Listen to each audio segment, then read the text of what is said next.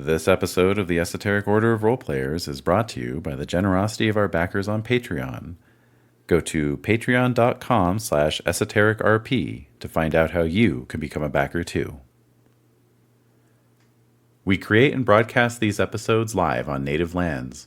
We acknowledge these are unceded lands, with diverse communities maintaining connections to these places, and recognize their ancestors, their elders, both past and present, and future generations. Learn more by visiting the Native American Rights Fund website at narf.org. I'm flying.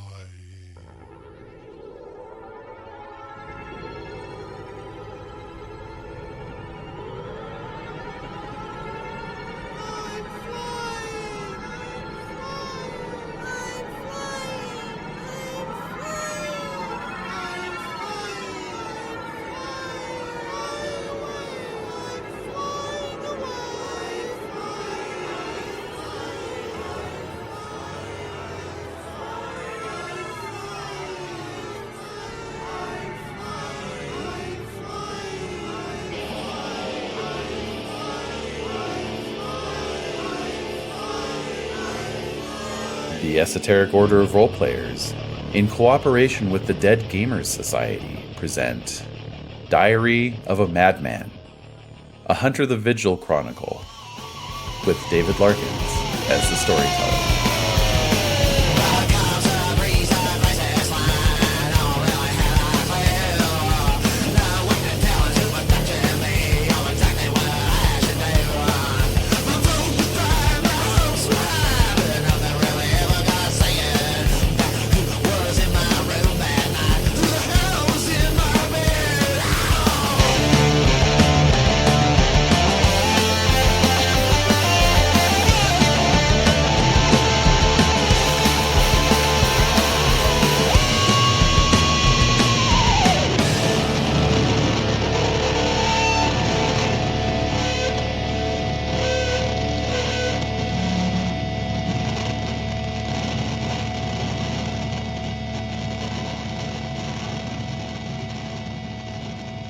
Right. So we are back. And last time we wrapped up the first story arc of the Chronicle. This was sort of intended as like your investigative groundwork, right? You know, coming together, coalescing as a cell, as it were. So in this story, we're going to explore the ramifications of all of that. And I don't know, see how many things you guys can blow up, basically. So, see how many gratuitous car explosions we can work in, you know. Ooh, is Schwarzenegger in charge of this now? We've switched directors for the sequel. Excellent. Now Michael Bay production. Okay, and we are short Ned tonight, sadly, but we will work around that, and yeah, we'll just see what the night has in store for us. So we left off on a nice little button. You guys were at the E-bar, and the resolution was, let's call Beth right now. Like, get to a payphone and call that number. So I figure we're just going to pick up where we left off. Sounds Works great for me. Mm-hmm. So who's making the call? I think it was probably my character. I was actually going to say it's probably my character. Oh shit! So we're fighting over the phone. Yeah, just having a slap. Probably. I think we both equally want to impress Beth. Ah, makes sense. Could we have like a cool like kids or teenage movie thing where in the end we compromise by both kind of putting the phone up to our ears like at the same time? I absolutely love that. All right, so the quarter gets dropped, and the number is dialed, and it rings about 4 times before the line gets picked up and you hear a familiar voice on the other end. This is Beth. What do you want? Hey Beth, it's us. It's us. Who's us? It's Annie and Ari and Ned and Nick, it's Nick. This is Nick. I'm Nick. yeah. This is Annie, but you knew that. Oh, the kids, right. What's wrong? Are you in trouble? Not anymore. Well, at least Well, we did find some stuff. we were in trouble. We may be in trouble. We're safe now. My point is that we're safe now. But we did get chased out of a club, but we found the missing girl's head. Yes, along with other heads. All right. And they actually devoured people. What happened? Okay. Don't say another word. I'm on my way to wherever you are. Where are you, by the way? The coffee shop where you met us.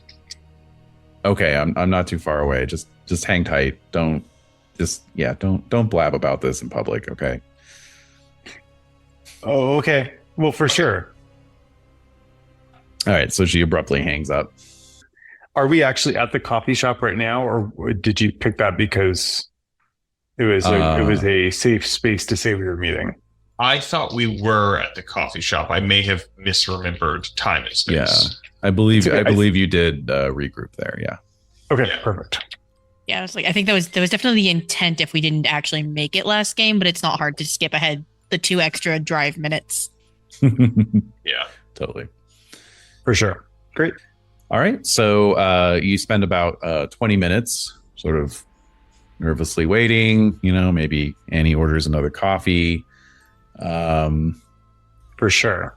Yeah, and then presently you see Beth walking in, looking much the way you remember, in her sort of, urban warrior tactical fatigues, and cropped hair and just looking like a badass, basically. And she spots you quickly and then makes a beeline to your table, has a seat.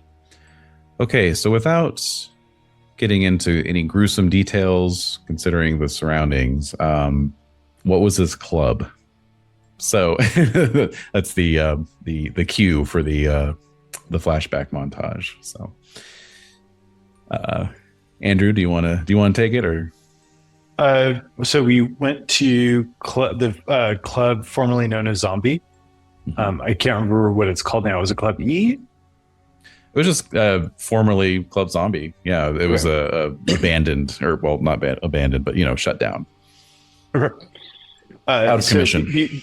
Yes. So the club formerly known as Zombie, and we went inside. We kind of kept an eye looking for sign. We went there because there was a big Halloween party hosted by the two sisters. And there we were thinking that we would see the vampire there that we had been looking for. I think we found a different one. We were wondering if you would see the a revived version of Mistress Black. Is that right, Mistress Black? And then, but we otherwise saw I'd been warned about an international vampire coming, and there was a vampire at the end with an accent. But before we overheard him, Ned was offered drugs. Ned did not take said drugs, despite the fact that it was a very cute girl offering them. And then we went down into the VIP lounge, which had a terrible, sickening smell. And behind the bar, we found a dog-eared medical book with lots of notes in it, and a Grey's Anatomy book. And more importantly, we found the head inside a preserved container, formaldehyde or something, with the head of the missing girl from our class. Is that right? Got it. Woohoo! And then on the way out, everyone's getting really sick, including the girl who gave the drugs, because it turns out the drugs were poisonous. And we took the girl and ran and escaped, dropped her off to the hospital, and here we are. Flashback. And presumably you, provide some somewhat sanitized version of that tale. For Beth, is there anything you don't want to tell her? I guess. Nothing. I can't think of anything that Annie would not want to disclose, because I think ultimately this shows a lot of courage and was pretty badass. Yeah, same. All right. So, yeah, Beth listens attentively, nods at a few points, like, oh, okay. Looks a little surprised or concerned at other points. And she says, what kind of drug was this? I mean, could you describe it? Didn't we have a sample?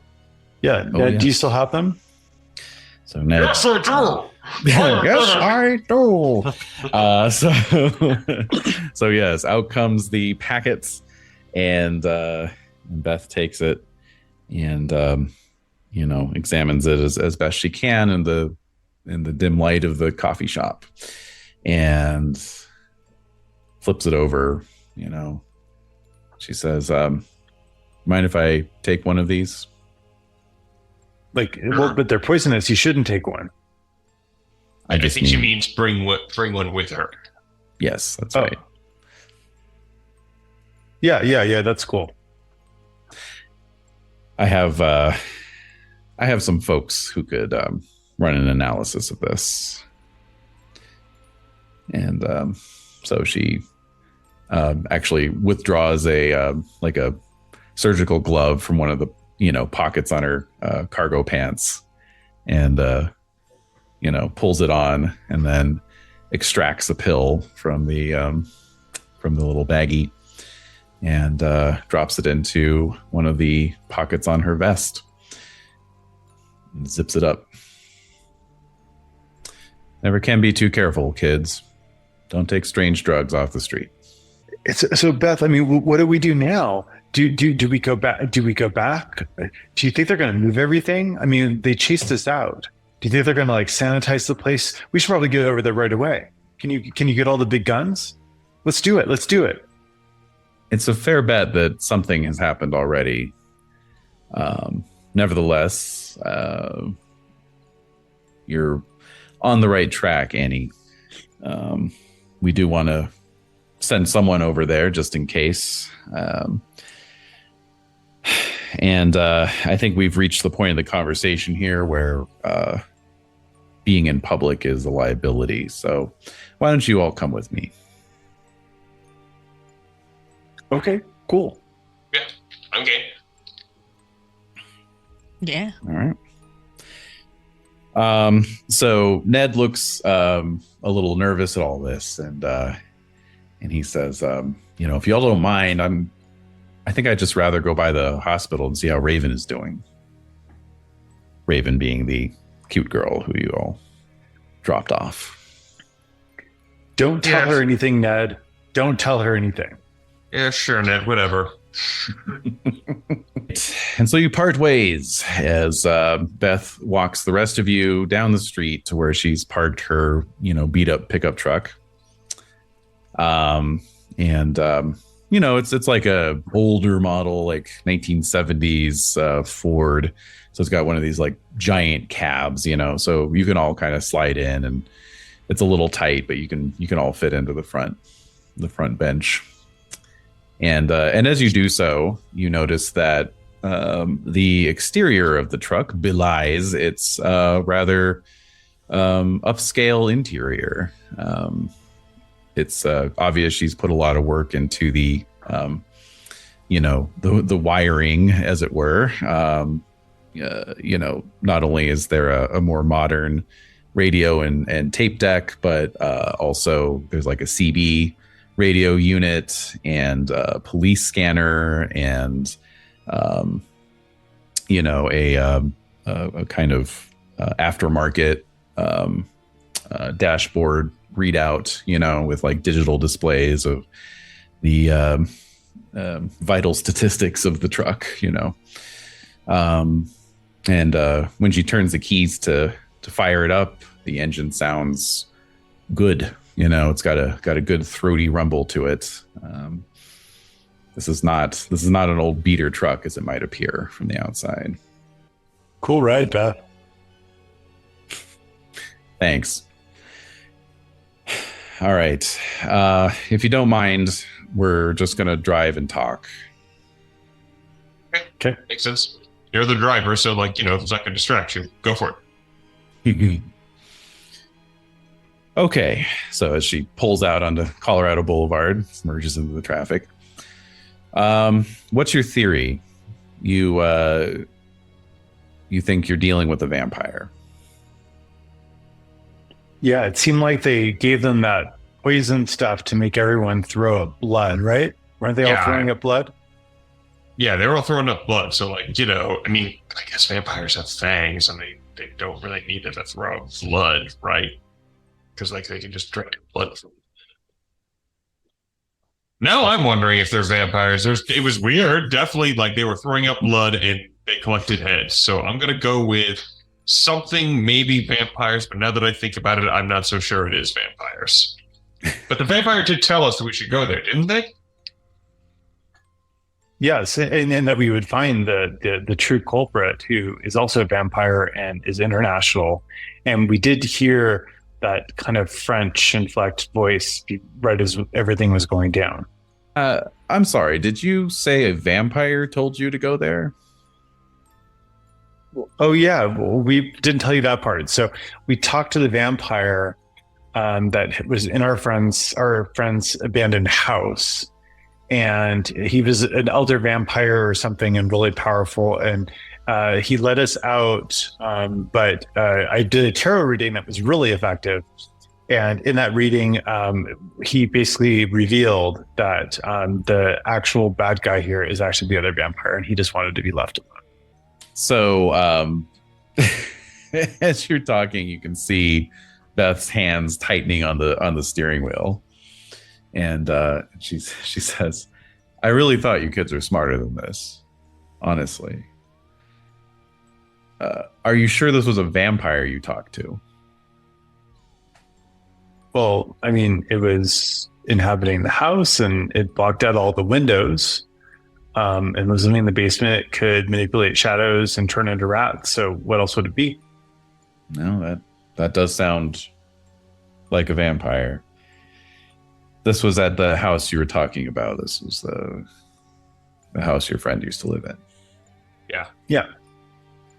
All right. Well, I think we better go there straight away. What do you all think? He's not causing any harm right now. I think we need to go lock down the evidence in the club. I mean, how are we going to lock down the evidence unless with more? Do you have more friends than you're letting on? Because 5 of us are going to lock it down. And we barely got out of there with our lives. Well, that's why I was saying we need to bring out the whole team now, right, Beth? Where's the team? Half the team's 6 feet under, but I can put a call out.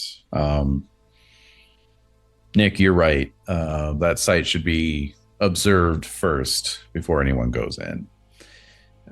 However, I think we can handle this other situation. It might be a handy learning experience. I'll show you all how to. I mean, he sounded, Beth, like he was pretty old. Are you sure we can take him? Feels if he's just doing his thing, I'm not saying we shouldn't necessarily do it. I am wondering if he ends up with 3 snacks. We don't know how to do. No offense to all the cool shit we just did. That was a lot of running. It was a lot of looking and a lot of running. That's not taking on something powerful. That's very different. Well, and to be fair, Beth, this vampire in the house, quick character question. Yeah. Nico, you and Ned disclosed the weird illusory effects, right? Yes. So then Annie at that point would say, well, so, in the house, when Ned and Ari were trying to escape, they couldn't, the world was kind of changing around them and the door vanished. And so this guy has got a lot of different powers, whereas the other one in the club didn't use any powers on us or anything in the chaos. So I don't know. I feel like there's a lot going on with the one in the house, but nothing immediately. So Well, it sounds like you've done a pretty good job of recon. That's always the first step. We never want to go in blind, but we have some ideas of what this particular thing can do. You'll find that most vampires, most supernatural entities, for that matter, they have different ways of manifesting their powers. Some can manipulate darkness, like you say. Others can manipulate your emotions, or even get into your mind, mess with your memories, make you question what's real, what's not real. If all we have to deal with is some shadows and rats, we count ourselves lucky. and Beth, why do you not want to do the club right now? Like, shouldn't we go stake it out? You're very fixated on getting to the club now, Annie. What's up?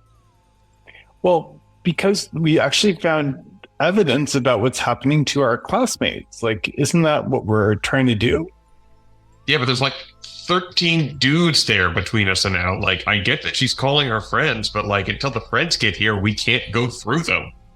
I don't know. I mean, I feel like we should at least be watching or something. I mean, what if we can get some cool photos of them taking stuff out of the club?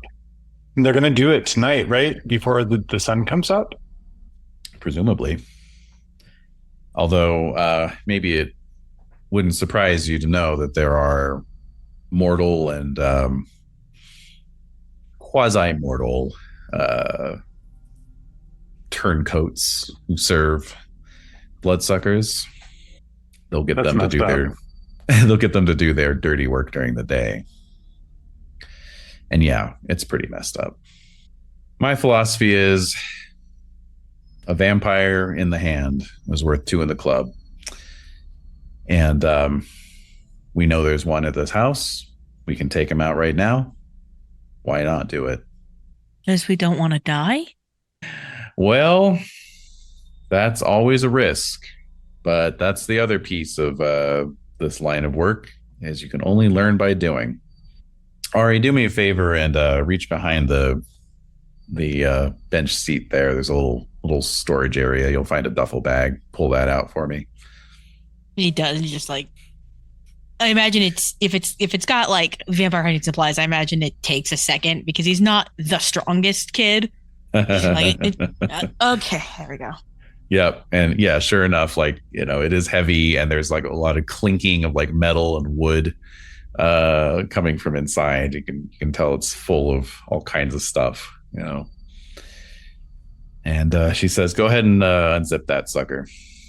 There's the briefest pause just because there's this like, what the fuck am I getting myself into? But like, if his friends are doing it, he's going to do it. He's going to stick with them. He can't not. So he zips it open. Yeah.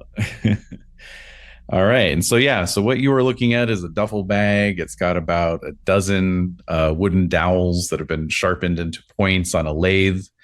It has a couple hammers. It has something that is clearly a small propane tank affixed to like a longer brass rod that ends with a nozzle and a Zippo lighter duct tape to the end.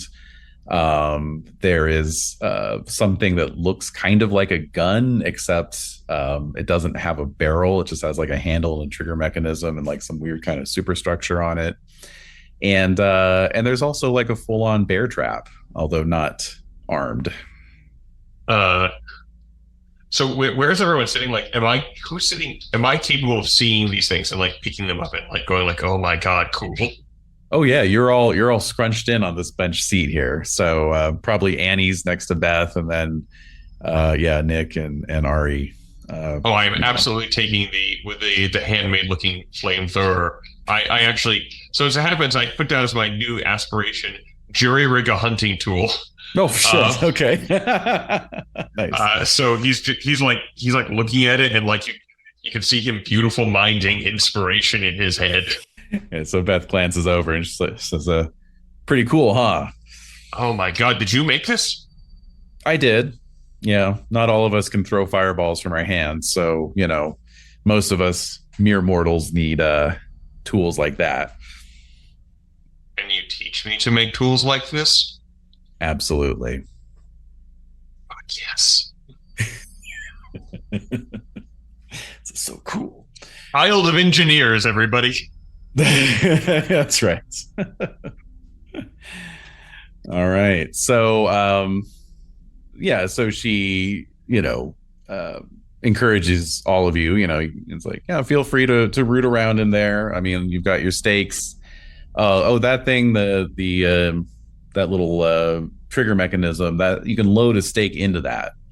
And then it's got a little pneumatic air pressure in it. So it'll just punch something right into the old corpse's chest right there, And of course, it only really works if they're immobilized. Not really good for your more dynamic situations, let's say.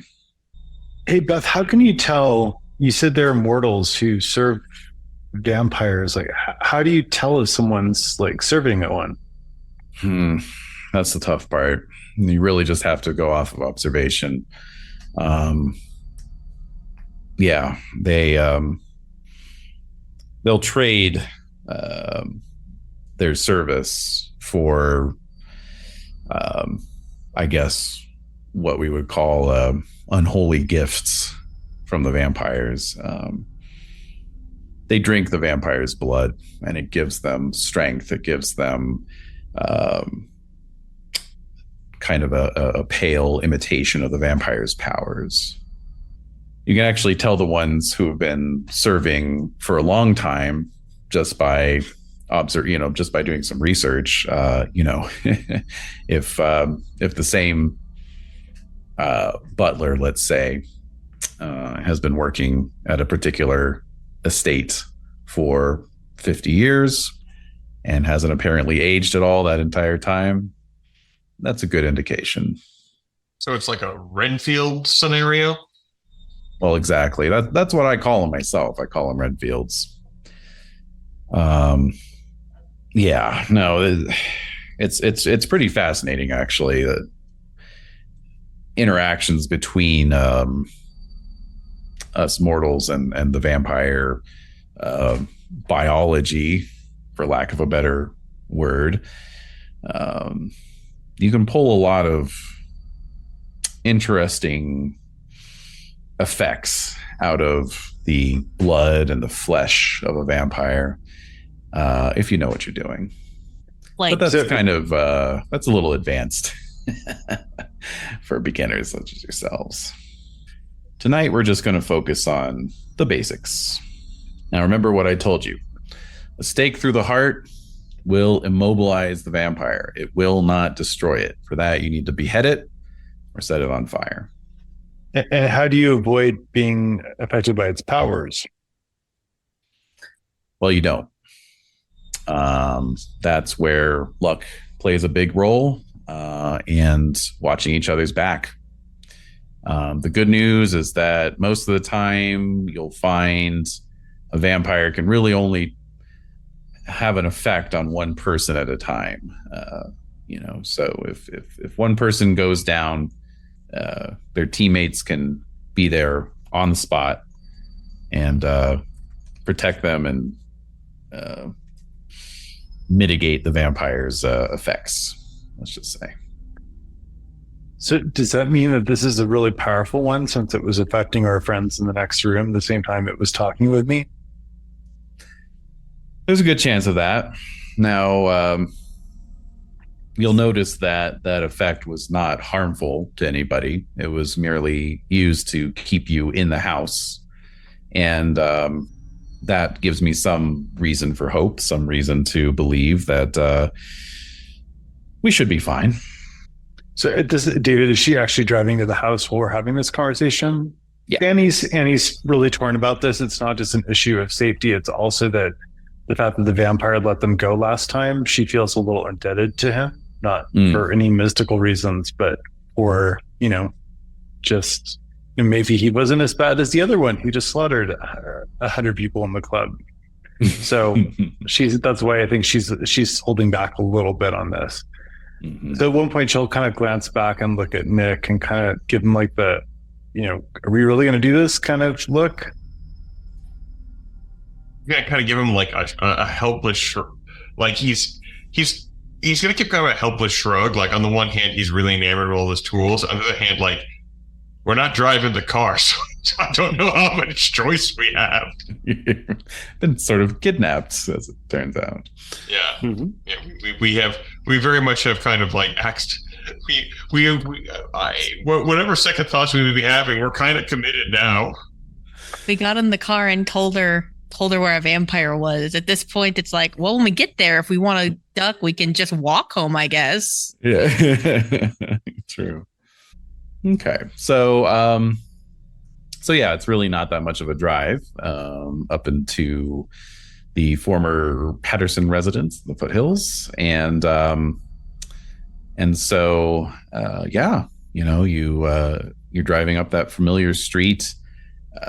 Beth pulls the truck over a few houses down from the actual property, kills the engine, and looks over at you all, her face sort of half illuminated by the nearby streetlight. And she says, well, it's now or never, kids. If you want to come with me, there's really no going back. You can walk away right now. I won't think any less of you. So Annie will look back at her two compatriots and kind of like, what do you think? I feel like we either get out and commit with her or we're walking away from everything. You know? Like, if we walk away, we're walking away from all of it. Not just like, this isn't like something we can pick and choose from. We either are in or we're out. And we're basically deciding for Ned because he's not here. Ned, we took a vote, 3-1. And sorry, Ned, you missed the bonding moment, so you're now, out of the group. Well, we'll see what bonds Ned can forge with Raven. Raven is the Yoko of our world. Now that's unfair to Yoko. I think while they're doing this, there's definitely a look over and just, if we leave, are you going to do this anyway? Oh, yeah. I mean, if it's going to happen anyway, what's the harm in at least learning how to defend ourselves? Other than, again, not wanting to die, which I'm not keen on. I just want to put that out there. Still super not keen on that. But we know shit's out there. We know that it's killing our friends. We know we need to defend ourselves, and this is gonna be our best chance to learn. All right, let's do it then. That's what I like to hear. So my playlist. How do we go about doing this? Like, so player Andrew wants to have a moment to do the adrenaline rush and gets souped up. Yeah, absolutely. So she actually takes a moment. She says, I'm going to call in that club zombie thing. Why don't you kids step out and just take a moment, limber up, maybe do some stretches, and I'll join you in a second. All right. Adrenaline rush, I assume. Yep. Okay. So we pull that up. Yes, let us all remind ourselves. Okay, so we've got a primary actor who ideally needs presence plus expression. And then if you're pumping up, the secondaries will roll resolve plus empathy. Okay, I've got presence plus expression of 5. I have a presence plus expression of 4. I have a presence and expression of 4. Okay. All right. So Annie will lead. Okay. And so secondary resolve. Or empathy. I lied. Yeah, resolve empathy plus instead. empathy. Yeah. Resolve plus empathy or That's resolve plus a much better dice pool for me. Great. resolve plus empathy is the one for me. So Okay, so we got, all right, great. Ari succeeded. Resolve plus empathy. So, Oh, there we go. Okay. that is 2 successes. Great. All right, so +2 to Annie's pool. Okay. No whammies. Don't curse it. Let's see. And I will spend. Let's see. So I've got some willpower. I'm going to spend it. You can't. You can't spend extra willpower on a tactic. You have to risk a willpower just to initiate the tactic. Oh, okay. Gotcha. So I'm risking a willpower then. Okay, cool. All right. So +2. 0 successes. Oh, no. Okay. Let's see here. Not a good roll on a 7. All right. Well, that makes sense, because this is the real deal, it's the big show. So your nerves get the better of you. And the adrenaline is too much. It's not going to fuel you. It's going to overwhelm you, basically. And so it says here you will all be suffering from the insane tilt for the remainder of the scene. Oh. So let's see what insane means for us here. It's a fun one. Mm-hmm. I think it's in the core book. It doesn't. Oh, it is in the core book. You're right. That's interesting. I'm sorry, a World of Darkness / Chronicles of Darkness book referencing a thing that's not in the book or having a terrible index. I've never heard of such a thing. No, my goodness. All right. Let's see. Get that open here. All right. Meanwhile, while you're doing all this, Beth is on her CB radio, looking, appropriately, or yes, adequately cloak and daggerish, sort of covering her mouth as she's talking, All right. Insane. There we go. All right. So, effect. Gain a +1 bonus to all combat rolls, but take actions after everyone else. Or if 2 characters suffer from the insane tilt, both act after everyone else, but compare initiative as normal. Character suffering from this tilt cannot spend willpower in combat and suffers a -3 penalty to all social rolls. I'm sorry, could you repeat that? So I can keep. Right. So you're going to get a +1 bonus to all your combat rolls. You're going to take your actions after everyone else who's not insane. And you cannot spend willpower in combat, and you suffer a -3 penalty to all social rolls. Ouch. Yeah. Mm-hmm. Okay.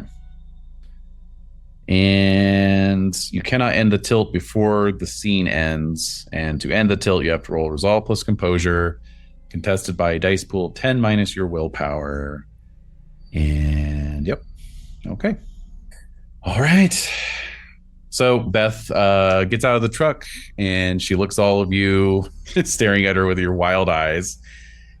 And we're like breathing heavily. Yeah.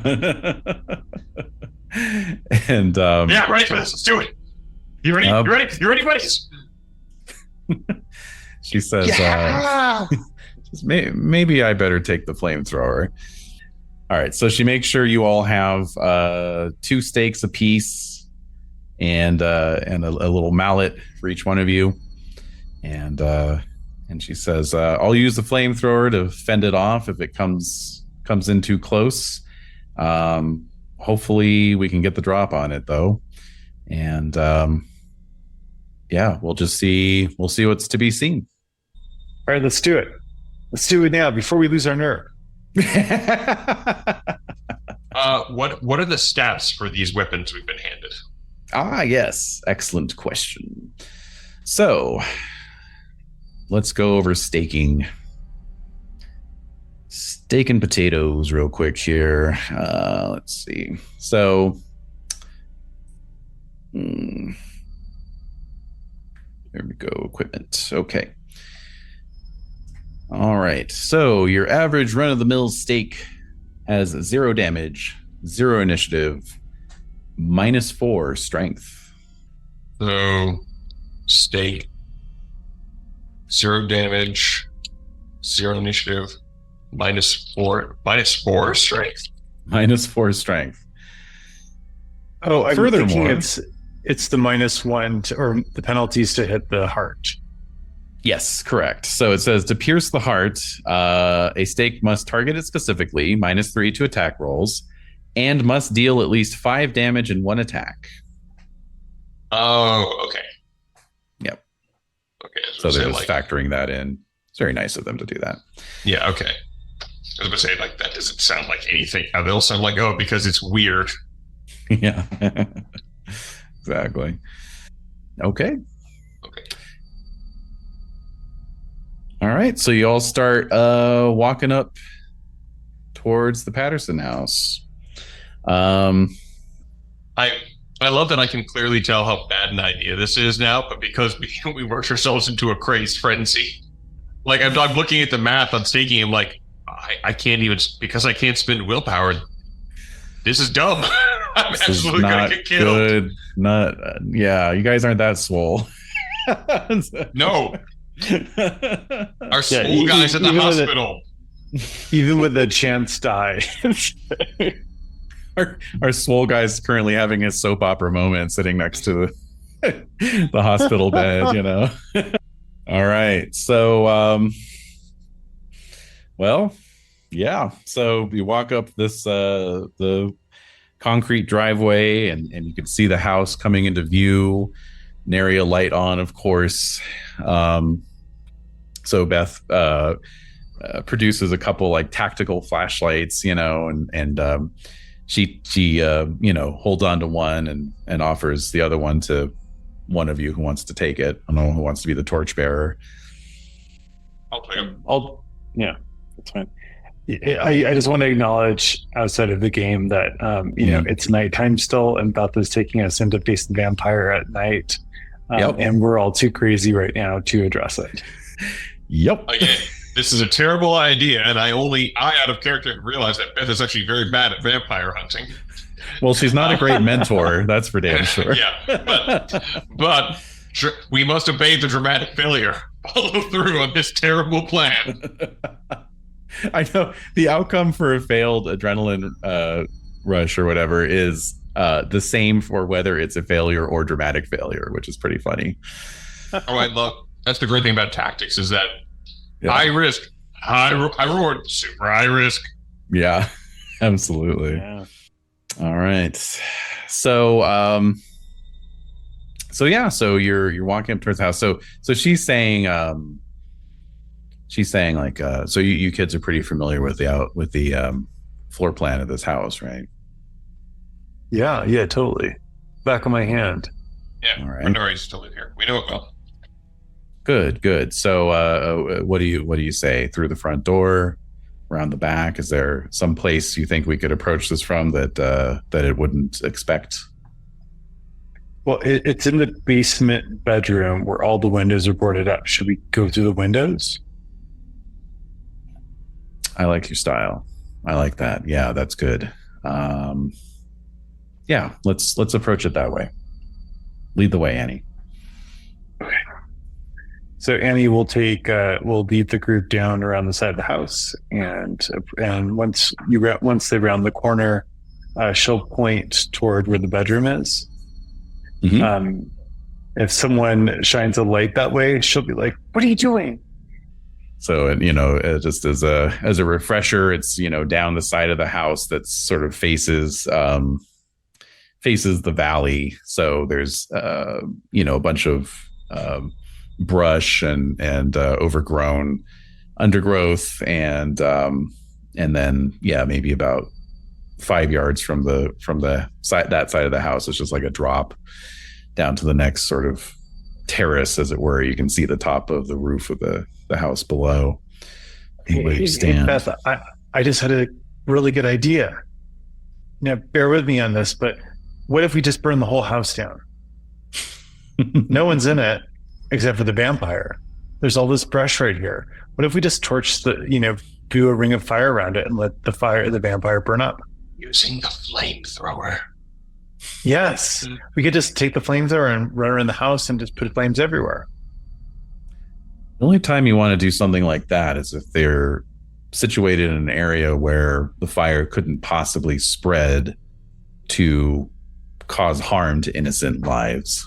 Never forget why we're doing this. We're doing this to protect everyone here, all of our neighbors and our families and our loved ones. We don't want to burn down anybody else's house just for the sake of one bloodsucker when there's plenty of other ways to take him out. Okay. All right. What I'm hearing is backup plan. Yeah. Ooh, that's a good idea, Ari. Yeah, backup plan. So if we need to flee, we burn down the neighborhood. Yes.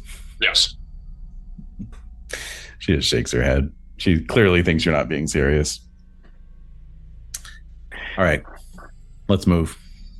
Okay, so is Beth is leading the way, so I'll follow Beth, stake in hand. Mm-hmm. All right. And right, so you all move down the side of the house, and you can see that bedroom window.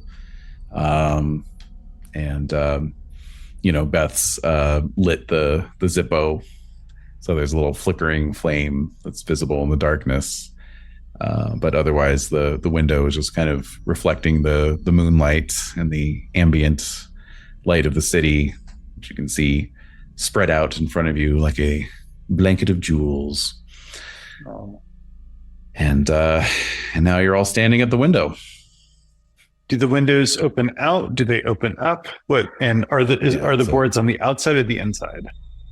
So boards are on the inside, and window would open up.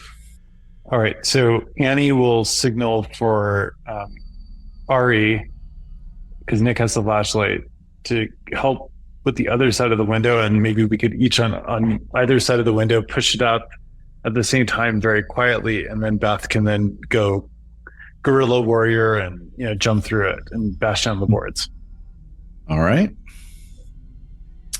Sounds good. So I'd say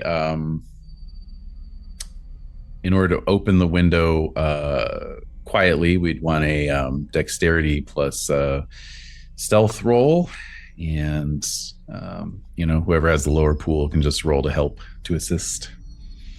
Okay. Ari, I've got a pool of 4 for dexterity stealth. Think you're gonna beat. Excuse me. Oh man. No, I have 5. I have one more in stealth, I think. Okay. So I'm down to primary. You assist, or do you want to? Yeah, if you can go ahead and do primary. I'm going to send a point of willpower as well, because why not? Can't spend it in combat. Mm-hmm. Okay, so plus 3. I got 1 success. Boy, I'm not rolling well tonight. All right. Should I? 1 second. Yeah. There we go. Should I? No, just in case there's other non-combat stuff that. Yes, that's 1 from you. Oh. Okay. 1 success. Well, It's a success. It's a success. You didn't need anything more than that. So there's a sort of chilling moment where it feels like you got the window up about 2 inches, and then it kind of sticks, and then you sort of push on it, and you're not sure if it's going to squeak or not, but then it kind of gives a little jolt, and then it keeps going up without any squeaking, and then leaves about 3 feet of clearance for Beth. So she's got the combat boots, the steel-toed boots, so she is going to kick those boards. And she looks at the two, she looks at all 3 of you, and she says, once I kick these boards, that's it. The alarm has sounded. We all got to go in. Nick, I'm counting on you. As soon as I kick these boards in, I want you through that window. I'll be right after you. Got it. Oh, and just like I'm glowing. Oh my god, the badass vampire hunter is counting on me. Oh my god, I can't disappoint her because I'm a teenager and these things matter to me. All right. So let's see here. She'll spend a point of willpower as well. Oh, look at that. 5 successes. My goodness. All right. So she kicks the boards and it turns out that like there was like a cross beam that had been nailed down across all the horizontal boards. And so she kicks it in such a way that it just knocks the entire unit off of the window frame, right? Amazing. Yeah. So it just goes flying in. And then she turns to Nick, she's like, go. I think I'm doing what I think is like the cool, like hold the flashlight in one hand, stake in the other, like cool. It's literally what I've seen from movies. It is absolutely 100% what I've seen in movies. All right. Let me just give our friendly neighborhood vampire a chance to see what maybe he has detected going on the other side of his window up until this point. Okay, so he did not beat the stealth successes. So I'm going to say you do get the drop on him. So you dive in through the window and you land in the middle. For the first time, you actually see Amy's bedroom because it's not, swathed in, supernatural darkness. Of course, obviously, there's no furniture in here to speak of. But yeah, right in the middle of the room, you see this figure sort of crouching, and he looks up at you, and yeah, he's just wearing like dirty jeans and a hoodie with the hood sort of pulled up over his head. But it's, you can still see plenty of that face, and it is hideous. It looks like this mummified zombie is maybe the phrase that pops into your head. Just corpse gray skin and a sunken nose, and but then also his eyes are not human. They look like rat eyes. They're beady and they're red, and like supernaturally red, preternaturally red, and he hisses at you in a very rat-like fashion, and you can see his 2 incisors are long rat-like fangs. So nevertheless, you go last in combat. So you land and you kind of stare at him dumbly. And then before you know it, he is just right up on you, basically. What is your defense, please? My defense is plus 4. My defense is 4.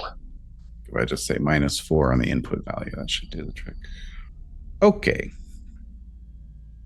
I guess that worked. Oh, no, it only rolled. Wait a minute. Let's just make sure it did the math correctly. Yes, it did. That's fine.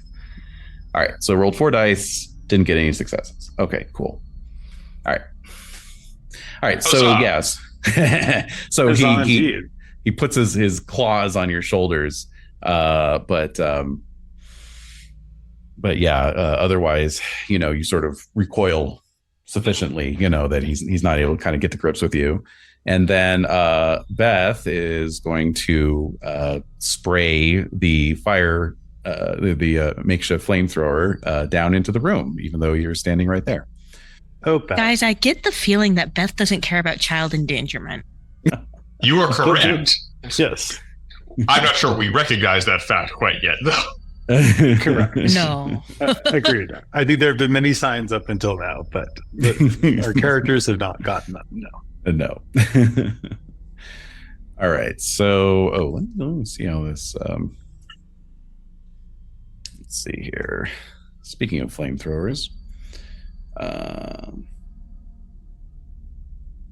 Okay. Let's see. Civilian flamethrower. Max damage 4. Okay. All right.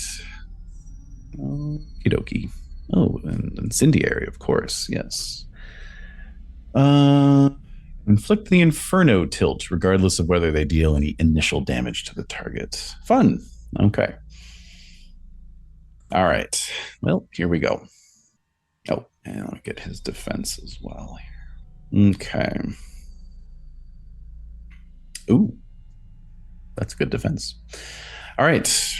No surprise there. All right. So yeah, there's this little gout of flame that goes into the room, and we're going to get an inferno out of that, but otherwise nothing. However, he does recoil from this, hissing most vampirically.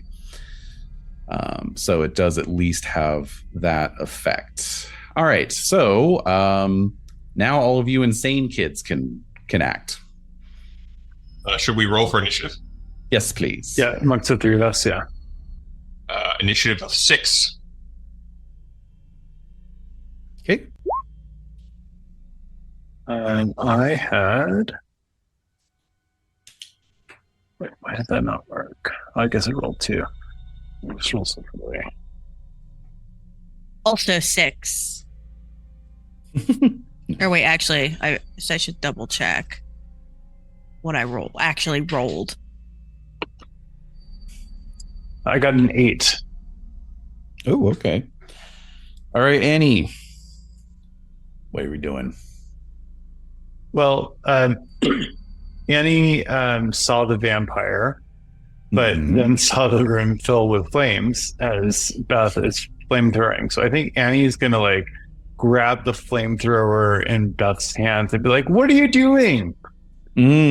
So I think Annie, being insane right now and seeing her friend in danger, is going to grapple Beth for control over the flamethrower. Okay. I wanted to say how much I love that because it's a completely different flavor of terrible idea. Yeah, for sure. Let's wrestle for this lit flamethrower. Yeah, I like how you squared that circle of how do I represent this character caring for her friend while also showing that she's making terrible decisions. Yep, that's what I was going for. So what is Beth's defense? All right, Beth's defense is 3.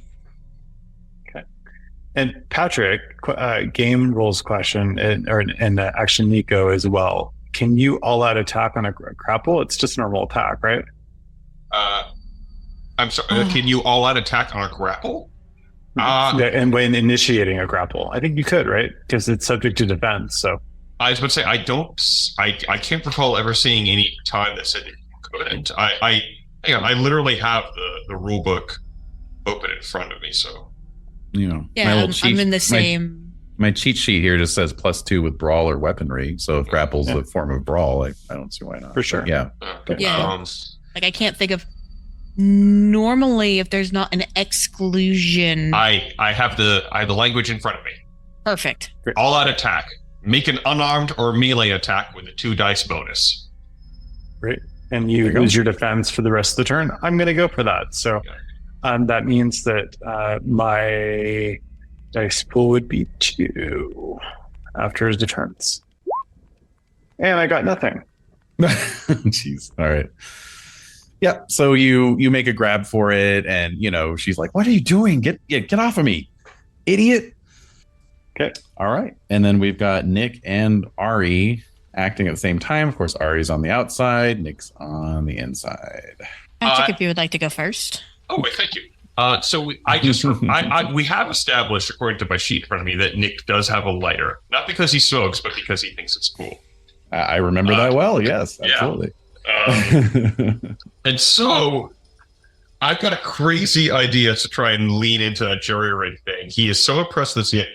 We're in. Is there a bathroom nearby? Does this have a bathroom on it attached to it? Let's check the thing. I believe it is nearby. Yes. Yes, it would be to your right. I'm going to go into the bathroom when I saw how it reacted from the flames, and I'm going to see if I can find, on the offhand chance that there is a leftover can of hairspray or something that got left behind when they moved. Well, yes, especially considering that Amy moved out circa 1990, when hairspray was, the hairspray industry was at its all-time high. I'd say, Even yeah, vampires dared not cross the hairspray industry in 1990. that's right, big hairspray. So yeah, I would say you can spend around poking under the sink, and you will find some Aquanets in the back. Hell yes. I am getting this I'm getting 2 aspirations with this one move. Get something to defend myself with. Nice. All right, so Nick is booking it into the bathroom. All right, and what about Ari? I'm looking in. My one friend is tackling Beth. The other one's ducking into the bathroom to see if we can make this flame even bigger. Yes. Vampire is recoiling. Does it look like he's doing anything else or just? Yeah, let me see what he is going to do here in response to that exposure to the fire. Okay. So he's going to need 3 successes to overcome his fear of that fire. Okay. And let's see. What are we rolling? Resolve plus composure, of course. Okay. All right. Here we go. Composure and resolve. Okay. And I will, let's see. When was the last time you saw him? You saw him yesterday. Okay. All right. I will spend a point of willpower on this. Jesus. All right, so he only temporarily recoiled. So it looks like he's recovering pretty quick. Yeah, so he's sort of like his head is like swiveling, like he's looking at Nick as Nick runs away, and then he looks back up at the window. So you're like looking right at him basically with rat eyes. Just to be clear, like he now has control over himself. That doesn't necessarily mean he won't run. It just means that he chooses to run. Yeah, exactly. Yeah. Right. He's not going to irrationally do something, And for our listeners at home, that was 9 successes on that. That was 9 successes. 9. Yes. Fucking rip. Cool. Okay. And just quickly with the Inferno tilt, since Beth has now lit the basement on fire, all characters, I would say in the room, suffer a -2 to all rolls due to smoke and heat. After 2 turns, any character that breathes also suffers 2 bashing per turn due to smoke inhalation. I breathe. After 3 turns, the character also suffers 1 lethal per turn from burns and must succeed on a dexterity plus stamina roll each turn to avoid catching fire. Okay. And then you can end the tilt by putting out the fire, basically. All right. Wow. That's I like how she gave you this moral lecture on, not endangering people unnecessarily, and now that's all she's doing. Immediately too. Didn't even try the stake method. No hesitation. Yeah. And didn't even try hey, let me light the room on fire first, and then we'll try to stake it. But get in there, and now I'm going to light the room on fire. So yeah, there will be a discussion about this afterwards. Hey guys, do we want to find a different hunter mentor? Maybe. Please. No, but I think the best bet then is Ari is going to climb into the room. Oh, is that smart? No, it's not smart, but that's fine. He's going to climb into the room. I think he's going to try... Oh, God. I was going to say, what's the bigger threat, the vampire or the flamethrower? But frankly, the flamethrower. He's going to try to disable... he's going to try to see if he can, yank the hose out of it, essentially. Oh, so now we got 2 people going after the flamethrower. Yeah, that's what's actually hurting us right now. And frankly, if the vampire is scared and we have a lighter and potentially hairspray, not that I know that part of the plan. You don't know that. Oh no, I know. Meta knowledge of knowing that is fine, but also frankly, right now the bigger threat is the wildly out of control flame. And by wildly out of control, I mean Beth probably could have it under control if we weren't also attacking her, but this is also fine. Well, I mean, no, actually, I don't know if she could. Once the flame has started, there's really no controlling it. True. That's It's already fair. on fire. Yeah, she could cut off if she releases the trigger, it cuts off the fuel. It's still on fire, is my understanding of how it works. Like, you can. Yeah, it Because just it's says it still inflicts on the fire. inferno tilt, so the tilt Oh, has that's been true. inflicted. Yeah. That is fair. If it inflicts it on the scene. Now, wait. Not that it matters, actually. If it inflicts it on the scene, it inflicts it on the scene. I just was like, inflicts it on what, though? On the flamethrower itself or on the... But Let's see. it'd be what? Strength and something? Or dex and something? Probably strength to try to wrestle get away? to like... Yeah, either wrestle the flamethrower away or to like... Or You just probably have to grab. get her in a grapple. Yeah. Well, I'm not trying necessarily to grab her. I'm trying to yank a fuel line. I mean, So it's the still way- pretty yeah, the way hard. I would so think you about avoid it- It's hard, Yeah. but it's not. I don't know that the grapple rules make as much sense for that. I mean, it could be. I think there are two ways you could approach it, or three ways. So one is, of course, through the grapple system. One would be to do like an attack on the weapon itself. So maybe it probably doesn't have a high structure, right? So you could probably just do an attack on it. The But other actually- option, if you wanted a skill roll, would be like a dexterity crafts, maybe. Yeah, but I can imagine Or- you're looking at a penalty because it's like a called shot. You're going after a much smaller Yeah. target. Oh yeah, Yeah, for sure. I think an attack on the weapon makes the most sense for what Ari's trying to do. Because again, it's Yeah, not like he's that- trying that's to. right. Yeah, he's not like trying to grab and hold on to it. He's trying to either hit or yank. So probably. Or what would the attack roll for that be? Strength and brawl? Mm-hmm. It's fair. Hell yeah, chance die, baby. Let's do it. And I can't spend a willpower. dramatic failure trying to knock a flamethrower out of somebody's hands. Did you include the +1 from Insane? Because this is a combat roll. Well, yeah, I but have we just rolled a 10, people. I have no Well- brawl. So I would be rolling one dice Okay. regardless. So taking away the chance aspect of it then would be the only major difference. Okay. That ain't nothing. Oh yeah. That ain't nothing because Well, now you get a well, 10 again. Correct. That's an easy unless add. it already If I can- unless it already did it. It didn't because chance can't explode. Yeah. Gotcha.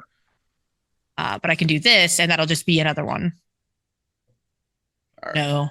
No. Alas. Just the one. Good remembering on the +1, though. Yeah.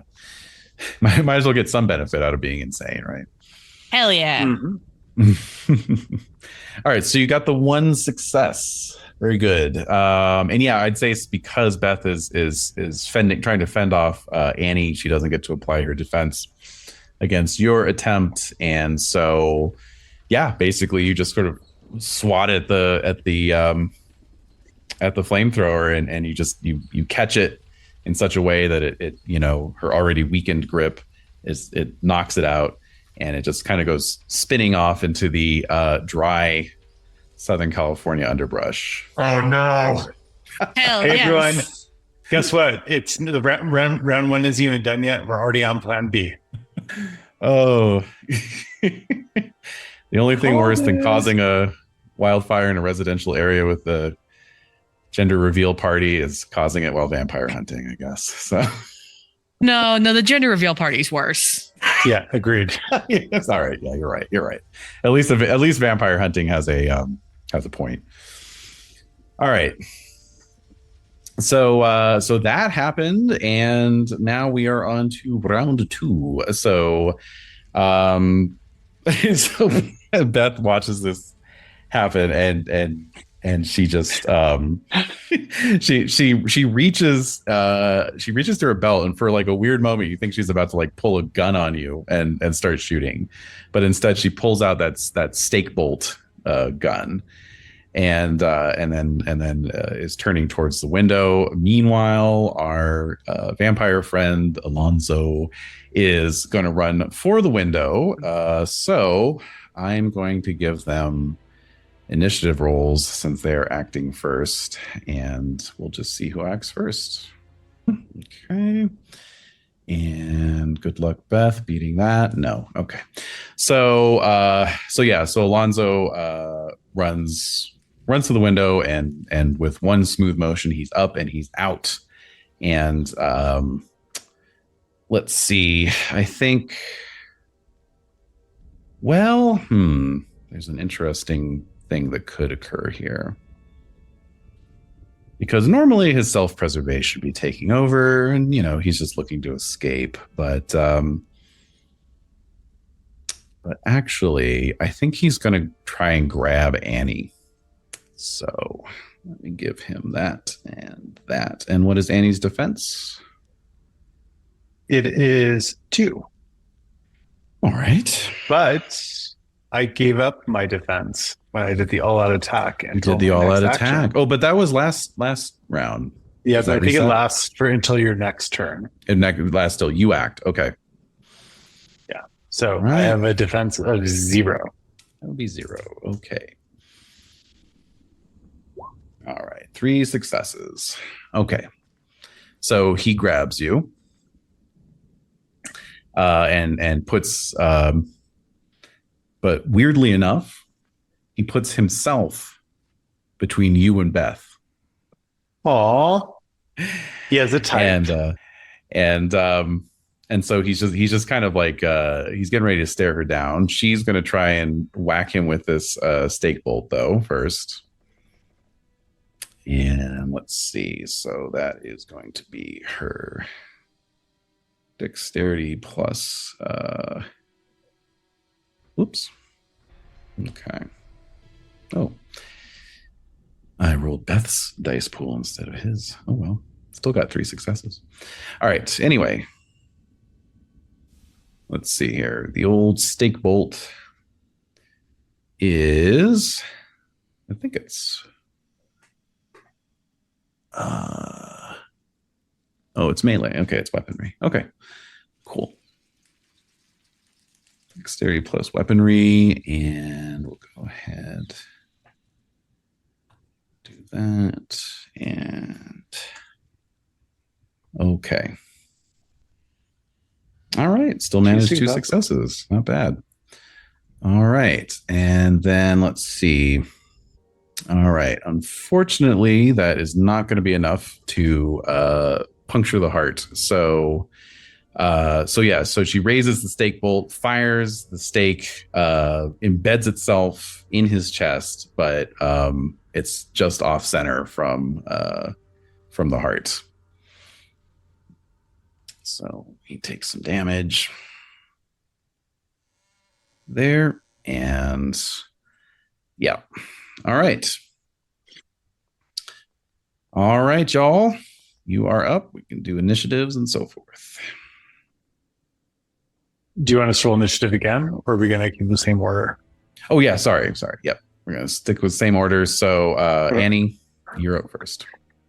So you said he grabs me. Does he just move me and then let me go? Or is he like holding me behind him as he faces Beth? He's got like one hand on you, and he's kind of holding, your upper arm. And even though his arm is like twisted behind him in a very awkward angle, you can still feel like it's a pretty strong grip. You might be able to shake it free, but yeah. Okay. Well, I have the informed condition for vampires right now. And what that means is that if a roll fails, it's considered to have a single success, and if it succeeds, it's considered to have an exceptional success. So I feel like the dramatic choice here is that, well, first of all, can I use that on an attack roll? Sure. All right. So I think in this dramatic moment, even though he's protecting her, she's suffering the insane tilt. So she is going to have a freak out, and she's going to grab her stake and try to spin and stake him from behind. Love it. Actually, even better, because this is even more dramatic. So he's holding me kind of, well, though he is actually trying to hold me from like back behind him, right, at a weird angle. Yeah, Okay, yeah. I was gonna say maybe I could like reach around and try to, because I have that hammer in one hand, right? Try to actually like hammer in her stake, but it's in the wrong space anyway. So yeah, so I'll try to get him from behind, and I'm going to burn the informed condition. Okay. I am going to go all out attack again because it's when he has me. So not. So I'm going to go all out attack. So this is okay. So brawl, or sorry, not brawl, weaponry. Plus strength, which is way a chance die.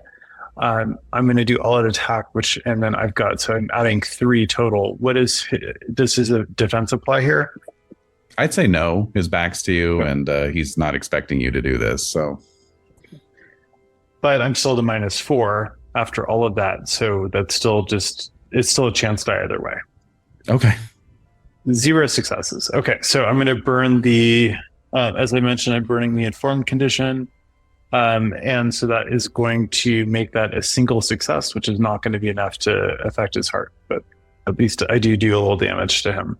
So he's now got 2 stakes driven into him, poor guy. All right. And yeah, he's like, ah! All right. So Nick, you have grabbed your bottle of Aquanet and come charging back out into the room, which is now, flickering with fire and filling with smoke. What do you want to do? I mean, if I don't see the vampire and I see them outside, I assume I'm spending my entire turn getting out of this inferno. I guess the question would be, do you want to run through the room towards the window, or you know where the stairs are going up? They're just right. Oh, up. That's right, I do. Yeah, since you were snooping. You know what? It does make more sense to take the stairs because there's probably less smoke and flame, so it's significantly less. Yes. Yeah. Okay, I'll take the stairs. All right. And I'm poking it like I'm my entire double my move speed. Get me out of here. Right. Flat out. All right. And Ari. So yeah, you're kind of standing next to Beth. There's some flames starting to rise up in the undergrowth. The vampire is sort of holding Annie behind him. It's a complicated situation. What do you want to do? I am going to, because it's that panic moment when you see fire, right? If you see a fire in the oven, don't open the door, but like you forget about that when you see a fire in the oven. Yeah. Situation. So there's definitely this like a little bit of the stamping, like the like, get it out. And then I think he's going to pick up the flamethrower and not necessarily turn it off, because I don't think he knows how. It's a flamethrower, and it's a jury-rigged flamethrower. It's not the most intuitive thing in the world. So I get the feeling that he's gonna try to pick it up and point it generally where it's not gonna hurt any person, and maybe that catches something on fire, and hopefully it doesn't. But I think he's gonna probably spend most of his turn trying to either turn it off or get it in some sort of state where it is no longer spitting out fire, so that if nothing else, it becomes something that they can use against the vampire if they super need to, and at very least doesn't burn them all to a crisp. All right. Sounds good. So that takes us to round 3, and our vampire friend is going first. So he turns around, Annie, and he's looking right at you, face to face. So you get that full effect right there. And his eyes are kind of searching, like as if he wants something from you that he knows you cannot give him. And he simply says a weird word, maybe a word you've never heard before. He just says, Eulalia. And then he spontaneously explodes into a pack of rats. Let me just make sure I don't need to roll anything for that. Nope. Just need to spend the willpower. Okay. So, yep. A dozen or more rats are suddenly, scurrying around on the ground and scattering every which way. And Beth screams an oath into the night. Both of the stakes just like kind of drop to the ground, and then Nick comes like running around the corner with his, lighter in one hand and the Aquanet in the other hand, and Ari, you've picked up the other flamethrower, and you're starting to stamp out the bits of the undergrowth that did light up, so you'll be able to get a handle on that. There's now smoke pouring out of the window, and Beth just goes stamping off down the walk back towards the driveway. Annie, at this point, still perhaps a little insane, is going to run up and grab her from behind and try to turn her around and be like, "What the hell was that? You said you didn't want to hurt innocent people, and you tell him to go in and you start filling the room with fire. What's wrong with you? No wonder everyone's dead who works with you." All right, so she spins around and her face is like twisted with rage, and it seems for a moment like she's going to strike you, and then she just kind of like gives you one of those, turns around again, starts walking. She's like, "Don't call me again, dumbass kids." Dumbass adults. I think rule of comedy would dictate that I run around exactly as she is driving off, having no idea what happened. Right. What's going on? Where did Beth go? You're like, "Oh!" So Annie's insane, so she's not thinking like herself right now, and she runs up and she just throws her arms around Nick and is like, "Oh my God, thank God you're okay." Oh yeah, no, super easy to get out of there. What's going on? Where's the vampire? Turned into a bunch of rats, and Beth is storming off because she's mad that she almost burned us to death. And lit the neighborhood on fire after she said she wouldn't. Oh, is that where that fire came from? I thought the vampire had fire powers. No, she used the flamethrower. Like after immediately. She told you to go in. I had no idea. I thought vampires might have had firepower. I'm not mad at you. I'm fucking tired of her. Wait, wait. She's trying to flamethrower at me? Yeah. Well, I mean, at the room. After she told you had to go in first. How messed up is that? Her. Exactly. And all this talk about, we need to protect innocent lives. We should have burnt down the house in the beginning, like I said, without any of us in it. And at this point, I think Annie looks back to see the house is already on fire. You know what we should do? We should leave right now and walk back to the coffee shop to get my car, and also to not be by this house when the fire department comes. Yes. Yes. That sounds like a good plan. Let's do that. Yes, and we can figure everything out else after we have successfully done that. Annie at this point, I think to end the insane tilt, we have to kind of take active action to do so, right?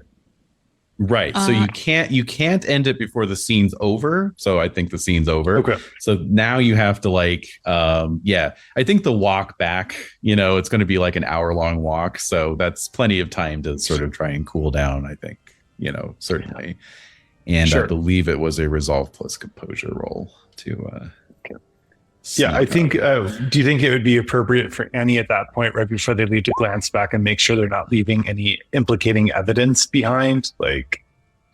If you can make that roll. So it's resolve plus composure, and you need, it's contested. So 10 minus each person's willpower.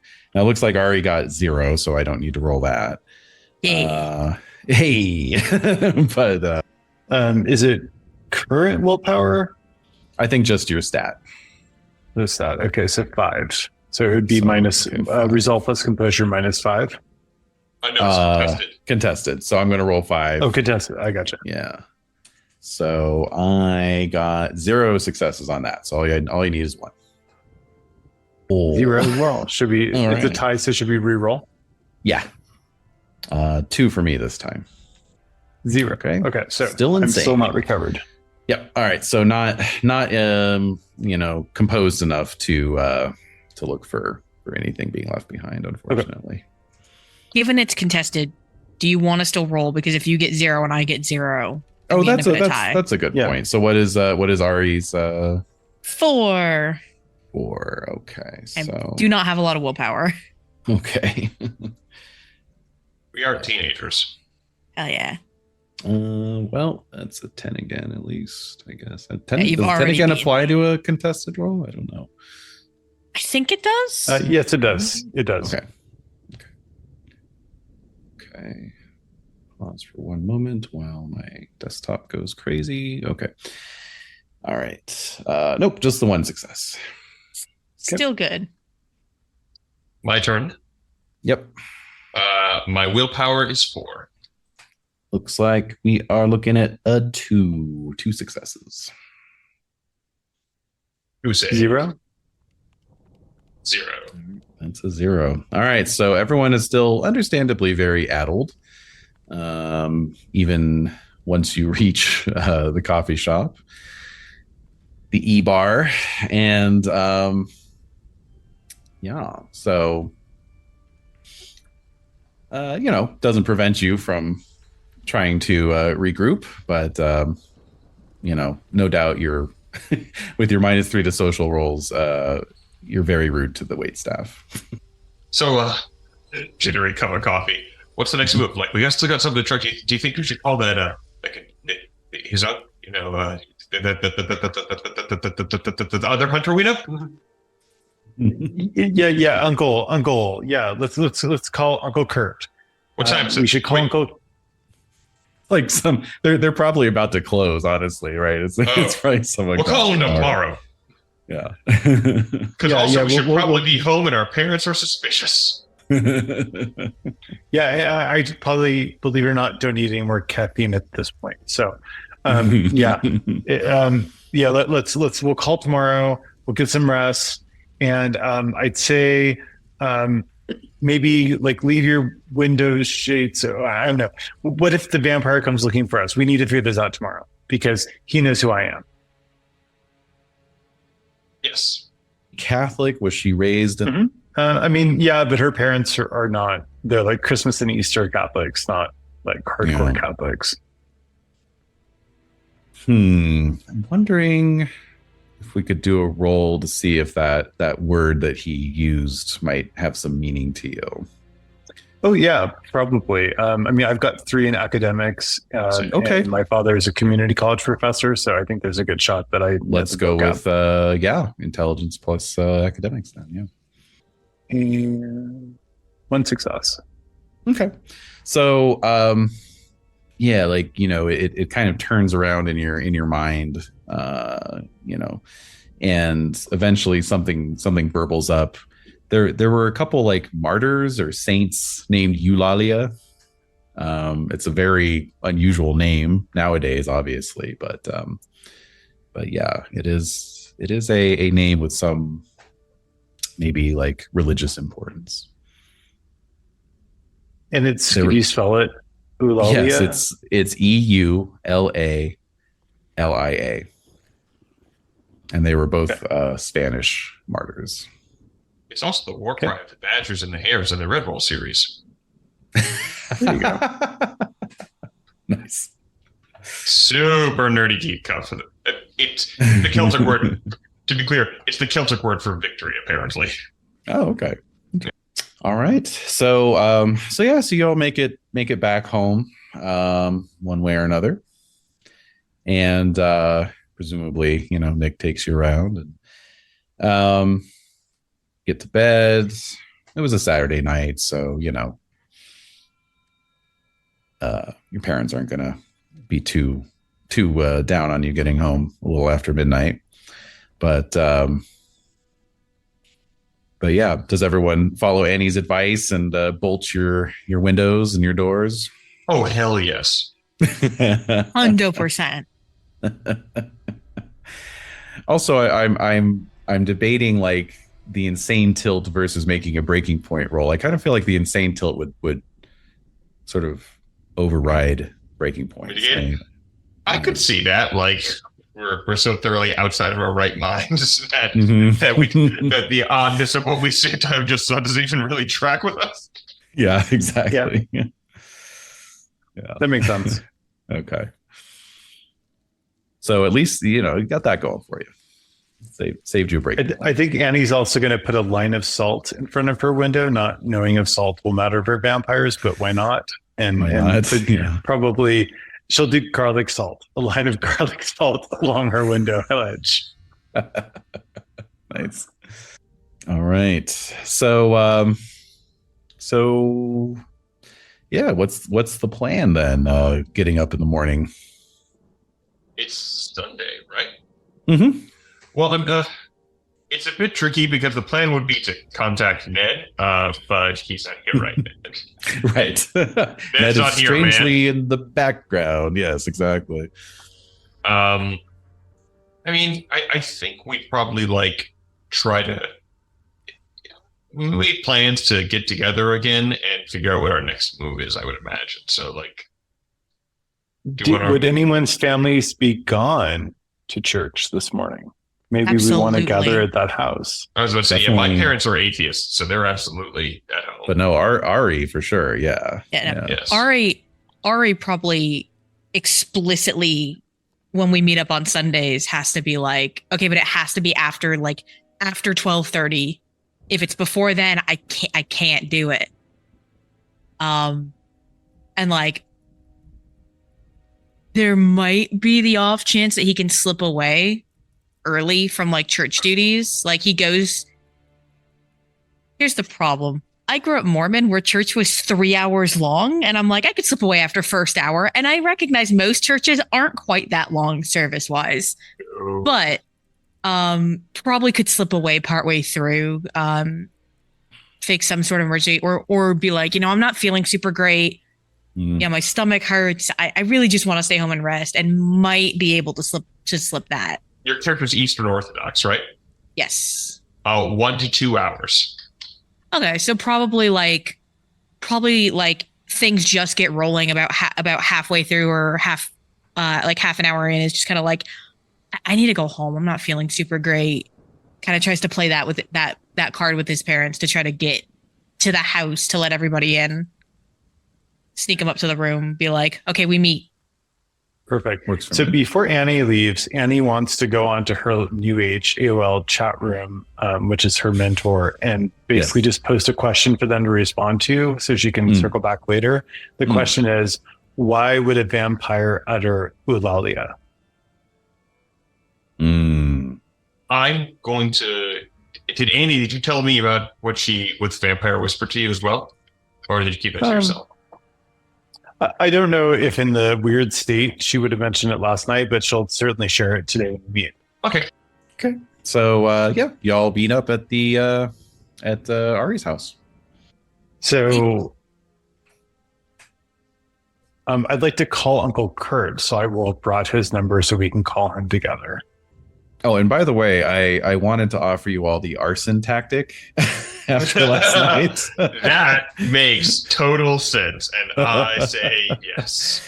Okay, so we can go over that next time it applies. Absolutely, be building us some flamethrowers. Nice. All right. So just make a note of that, and so you dial up the number, and quickly realize that this is Kurt's work phone, and it's a Sunday, so it rings and rings and rings. Oh, shoot! White pages. Yep. Yeah. Do you have the white pages? Probably. I feel like that's a reasonable thing to have around the house. I remember having it around the house, and I our family didn't need it. We were much later, or at least by the time I remembered it.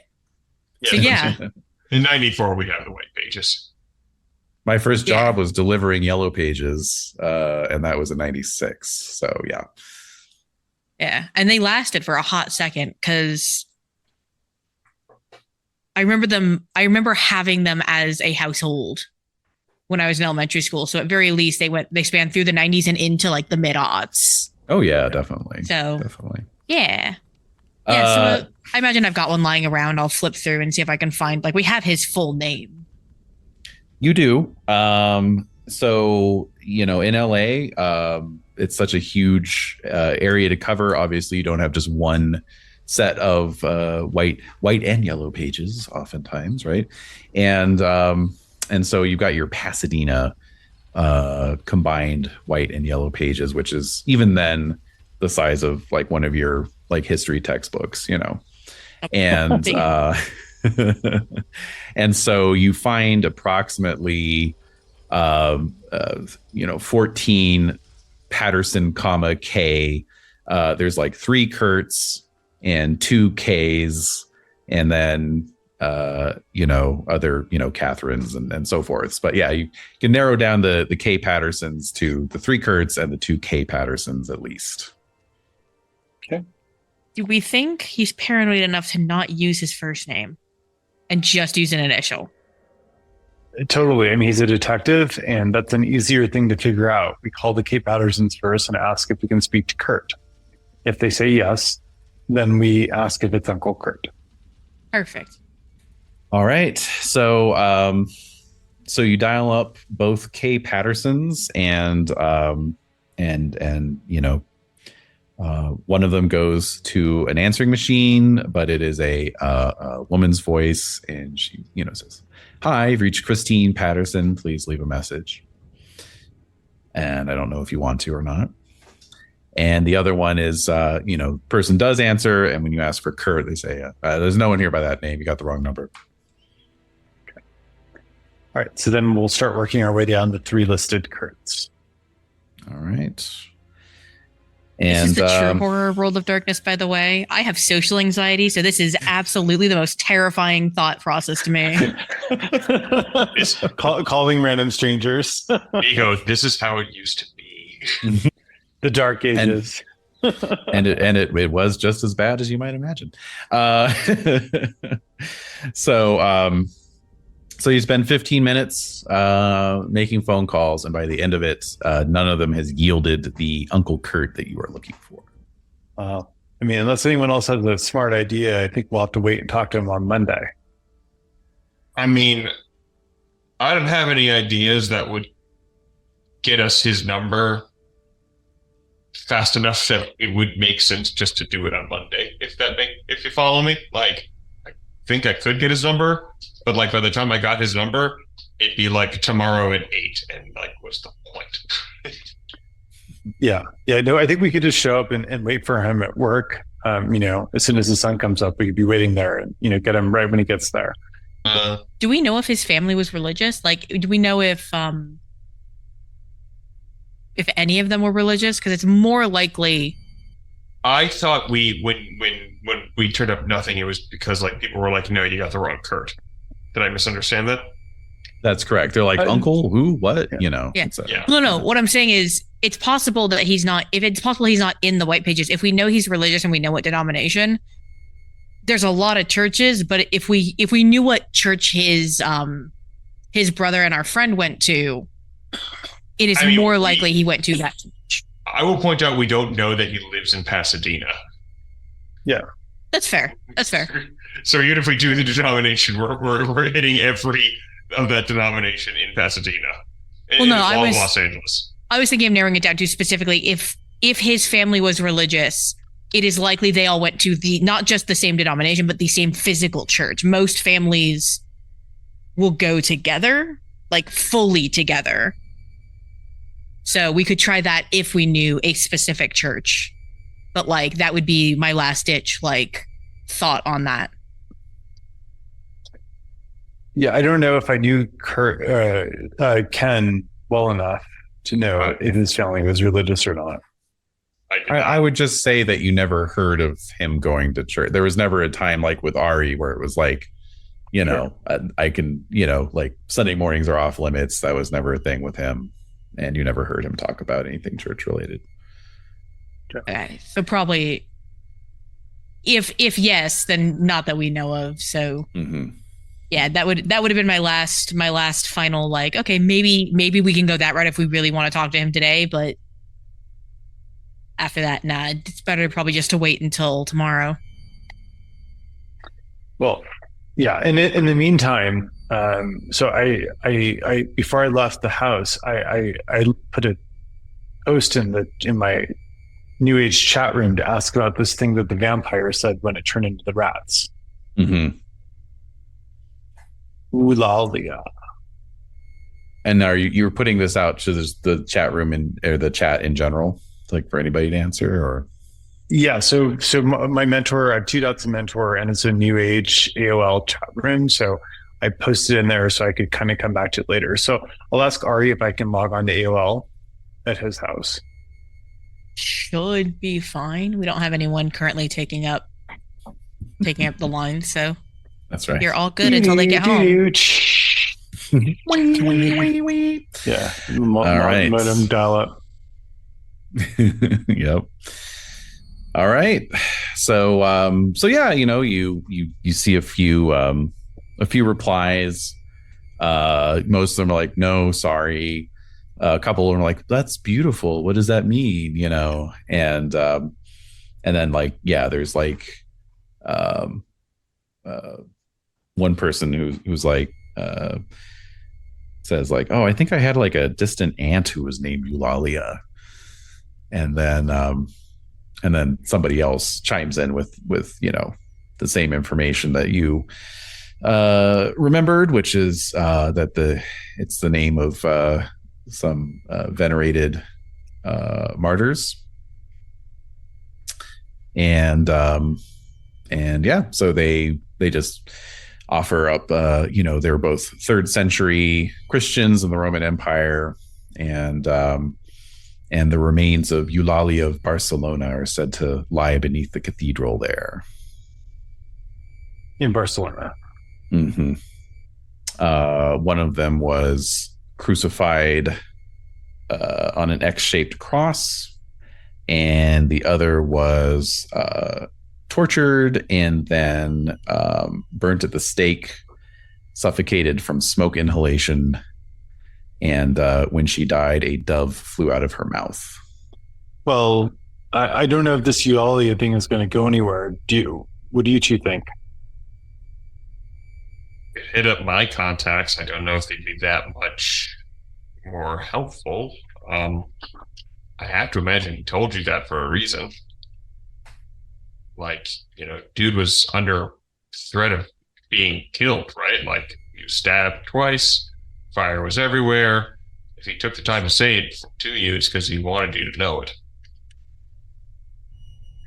Yeah. Do you think that, I mean, do you think he was trying to connect us with someone? Do you think it's someone's name? A name, could be a code word, could be a place. Is there a St. Eulalia's church? I'm going to look up churches in the Yellow Pages. Let's see. Is there a St. Eulalia's church? Well, let's see if there's anything in the Los Angeles area. Nope. Yeah, let me try my guys. I don't know. Couldn't hurt, right? Sure. So I'm gonna hit up my contacts and see if they've got if Eulalia means anything to them aside from, you know, the saint. And I'm going to repeat all the knowledge they gave me as though I already knew it, because I want the chat room to think I'm smart, the BBS to think I'm smarter than I actually am. And this is like your conspiracy focused BBS, right? Correct. Okay. So yeah, there's basically no engagement with that. Obviously nobody, it's not ringing a bell for anybody. So what do we do now? Do we just wait, you know, find some place safe to wait until we can see Uncle Kurt tomorrow? And I was going to go to my desk, use my desk workshop and build us flamethrowers, but like beyond that, I don't know. See a movie somewhere public. If feels weird to just do normal shit right now. Like, that's probably the Totally. best, because, like, then we don't trip anyone else out. Then we go about our lives. We don't key off anyone. We do our best to avoid Beth. Yeah, fuck her. I'm still angry about last night. Yeah. Yeah, all right. I guess we just have a normal Sunday. What a concept. God, it This feels like a we've- trap. No, it just feels like we've been going for like weeks. It's only been like 24 hours. Wait, I just It's thought been of slightly something. more than that. Well, I mean, since like things got really crazy at the club. That's true. It's like, because I feel like shit started getting crazy at the party, and that was a hot second ago. Things were scary yeah. at the party. I would argue things didn't really get life-threatening until then. That's true. Hey, so what if we, Beth, while we were waiting outside, I mean, she called her friends on the radio, but she's also being really secretive. I mean, do you think she's working for them? No, I think she's a lunatic. I mean, like Well, maybe couldn't she be both? I mean, in the sense that she Eh. doesn't care and just tries to kill everything in front of her.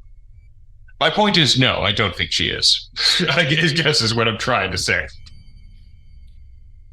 I think she's unstable whack job. And I don't think they would, like, hire an unstable whack job. All right, well, should we go see a movie then, Ari? Because I think Nick is going to go play with fire. I have to stay home. I told my parents I was sick. Oh, that's right. If I suddenly No. disappear, they're gonna tan my hide. I will mention for Annie that this past Friday on the 4th, the movie Kenneth Branagh's Mary Shelley's Frankenstein opened in theaters. So Well, Nick, will you come with me, or Ari? Oh, no, Ari, you have to stay home even later because you're sick. Nick, do you want to go see Mary Shelley's and then play with fire? God damn it. Yes, I really do. damn it, I'm in. And So Annie I bet doesn't want to Ned be wants to alone, go so too. Annie's- Ned Yes. wants to meet up too. So. If Ned comes, Nick will quietly find a reason to leave off because he knows Annie wants some alone time with Ned.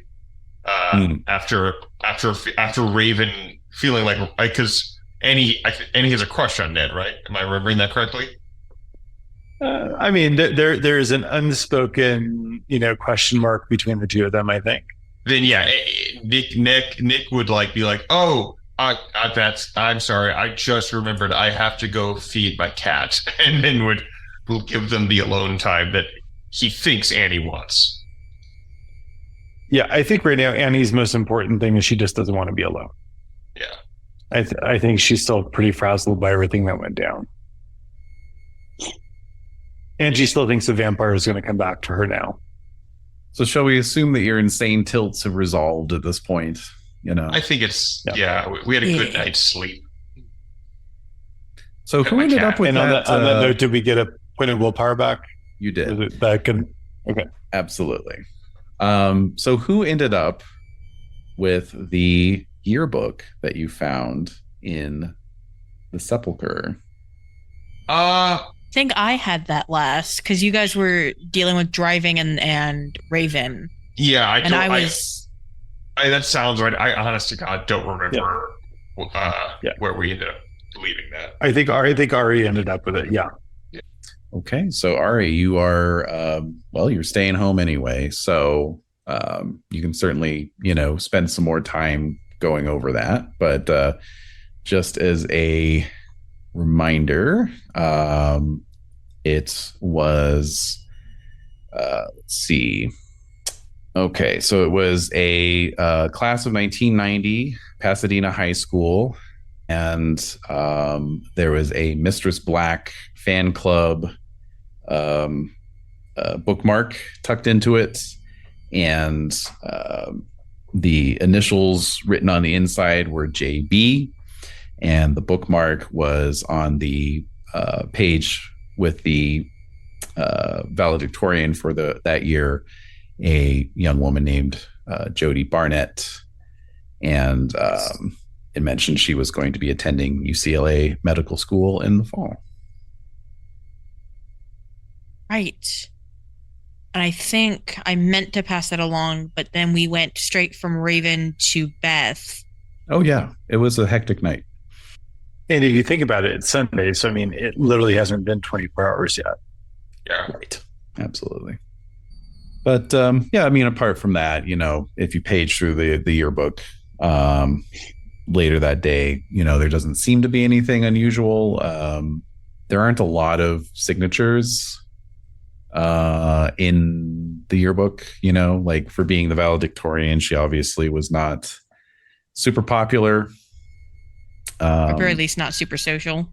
Or super social, exactly. Or maybe not the sort to circulate her yearbook for signatures. The two longest dedications are both take up an entire page.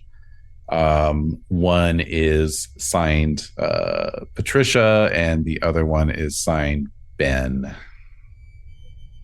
Can I look through the yearbook and see if I can find probably in her class Patricia and Ben, or her grade rather? Yeah. So Pasadena High has a graduating class of a couple hundred, so there's quite a few. Well, I mean, not a huge amount, but a not insignificant number of Bens, Benjamins, Patricias, etc. Yeah. But since you've got the whole day, yeah, you do spot in another place in the yearbook, you spot one of these, they send out the photographer to take some what do they call those, casual shots, scenes around campus and that kind of thing. And so there's one shot just of the quad, and sort of over on one side of the frame, hanging out under a tree, a eucalyptus tree. You can see person you recognize is Jody, who's very mousy, kind of just very, very washed out. She has very light blonde hair, and she's very pale, and she has these sort of prescription glasses from the Sears optometry shop, and somewhat unfashionable. And she's hanging out with this guy and a girl, and so you could maybe infer that that's your Patricia and Ben. The girl is looks to be East Asian heritage, very kind of 90s goth, with the fishnets and the combat boots and the heavy eyeliner and extra pancake makeup just for that extra pale effect. The guy looks just as nerdy as Jody does. He looks to be probably African American, and just sort of gawky, sort of genially dorky, with glasses, and not terribly fashionable either, although he is wearing a Bauhaus t-shirt, so I guess that gives him some street cred. Dope. Were they in any clubs, I guess would be the best word? Do they share, it feels dumb to be were they in goth club together? But mock trial, or right. Or something that would link them to other people who might also look like they're in that kind of, could be a goth, could be a vampire, could be a ghoul kind of spawn group. Yeah. That alternative lifestyle. Yeah. So you do find a picture of Jody and Ben as fellow members of the Key Club, and so his name is Benjamin Strickland. Of this Patricia, you find no evidence of any club involvement on her part, but having now clocked her appearance, you're able to identify her in the graduation photos, and her name is Patricia Park. All right, cool. I'm gonna write all these down in like a little notebook. Not even like a little notebook. It's more just like a paper that I can fold and put like in my pocket. Something that I know I can keep on me, so that when we all meet up, I have those names. So even if something happens to the yearbook, I'm like, okay, here are some people that are connected. Here's who the yearbook belonged to. Here's her buddies. This might be a good way to start looking into the club stuff, even if we can't get another good lead on the vampire that's chilling at the house. Or I guess nothing's chilling at the house anymore, but was. The house isn't even chilling anymore. No, the house is dangerously hot. So I think that takes up most of his time, is going through that, maybe flipping through some of the Grey's Anatomy stuff, but mostly trying to get social leads on where they can start looking next. All right. Sounds good. And then for Nick, you want to build a flamethrower. Yes. Using the crafting rules. Good. I assume you have the skills to back this up. I have a dot in crafts, intelligence dex. I'm probably gonna buy a second. I may not buy a second dot of crafts when I get my next experience. But yeah, I've got a 1 dot in crafts and strength, intelligence, dexterity, and computer nerds access to 1994 internet. What could possibly go wrong? Great. All right. So, I mean, yeah. Would this be a extended action kind of situation? How does the crafting rules work? So it's extended. Let me just see here. So, they are extended in the sense that this isn't like I don't build it in like 3 seconds. It's time, but it's only extended if you either think this is like a really long-term project, like I'll be picking it up and putting it down and fiddling with it for days, or if like there's a time limit is the only time they become extended. Otherwise, it's an instant roll. Okay, great. Excellent. And yeah, I mean, as I implied, even Beth's flamethrower was pretty slapdash. So I think it's definitely something you could do in an afternoon. I'm trying to get. I am very intent on doing a better job than she did. Right. So even including the, probably couple times you have to drive over to Ace Hardware because the second time you have to get something you didn't realize you needed the first time, and all that kind of stuff. But yeah, you're otherwise out in the garage and there's the sound of like drills and soldering irons. Those don't. What are you doing there, son? Working on a project, Dad. Yeah, working on something from the Eagle Scout manual, Dad. The rules say that I get a penalty. My roll is penalized by the proposed bonus to it, which in this case I'm going to say 3 because it's a homemade flamethrower. That's the damage. Well, it's max 3. So, I'm going to say -3. That would be a 1 die roll for me unless I spent a willpower, which I will. Do I get any kind of? No, this isn't my tool. I'm using my dad's tool. Do I get an equipment bonus because I'm in my dad's workshop and not like just jury rigging it in the street? Yeah, I'd give yourself a +2. He's got one of those really nice, rollout cabinet style toolkits. So yeah, my parents are engineers. Absolutely. So, okay, yeah. So I roll. If either the way it works is either way I build it, but if I fail, it either has the fragile or volatile conditions. Oh Lord Almighty! Okay. So there is no way I'm not getting a flamethrower out of this. It just might not be a good idea, flamethrower. All right. 2 successes. Great. You now have a flamethrower. So Which means Okay. we'll be ready for our new tactics and Yes, roll indeed. it out. All right. And Hunter does have rules for customizing equipment. So now you've built the flamethrower, Be at that. you can Those continue rules. to mess with it in order to give it like a longer spray range or a wider, nozzle spread, I guess. I don't know. Yeah, you I can will you can absolutely increase be the doing range that. and damage. So yeah. Lord. All right. You shouldn't have given us the controlled immolation tactic if you didn't want me to build a flamethrower, sir. This is entirely on you. It's fine. um all right. So other than that, is there anything we wanted to do before we get to Monday and we can take a short break before we do that? Okay. No, I'm good. Okay, let's take a little 5-minute break and we'll get into Monday. Okay, sounds good. All right. Okay. So I guess the only other thing I would just mention about that Sunday is that there's much talk amongst the parents, the adults, particularly Annie, for you, because word gets out that the Patterson house, quote unquote, burned down.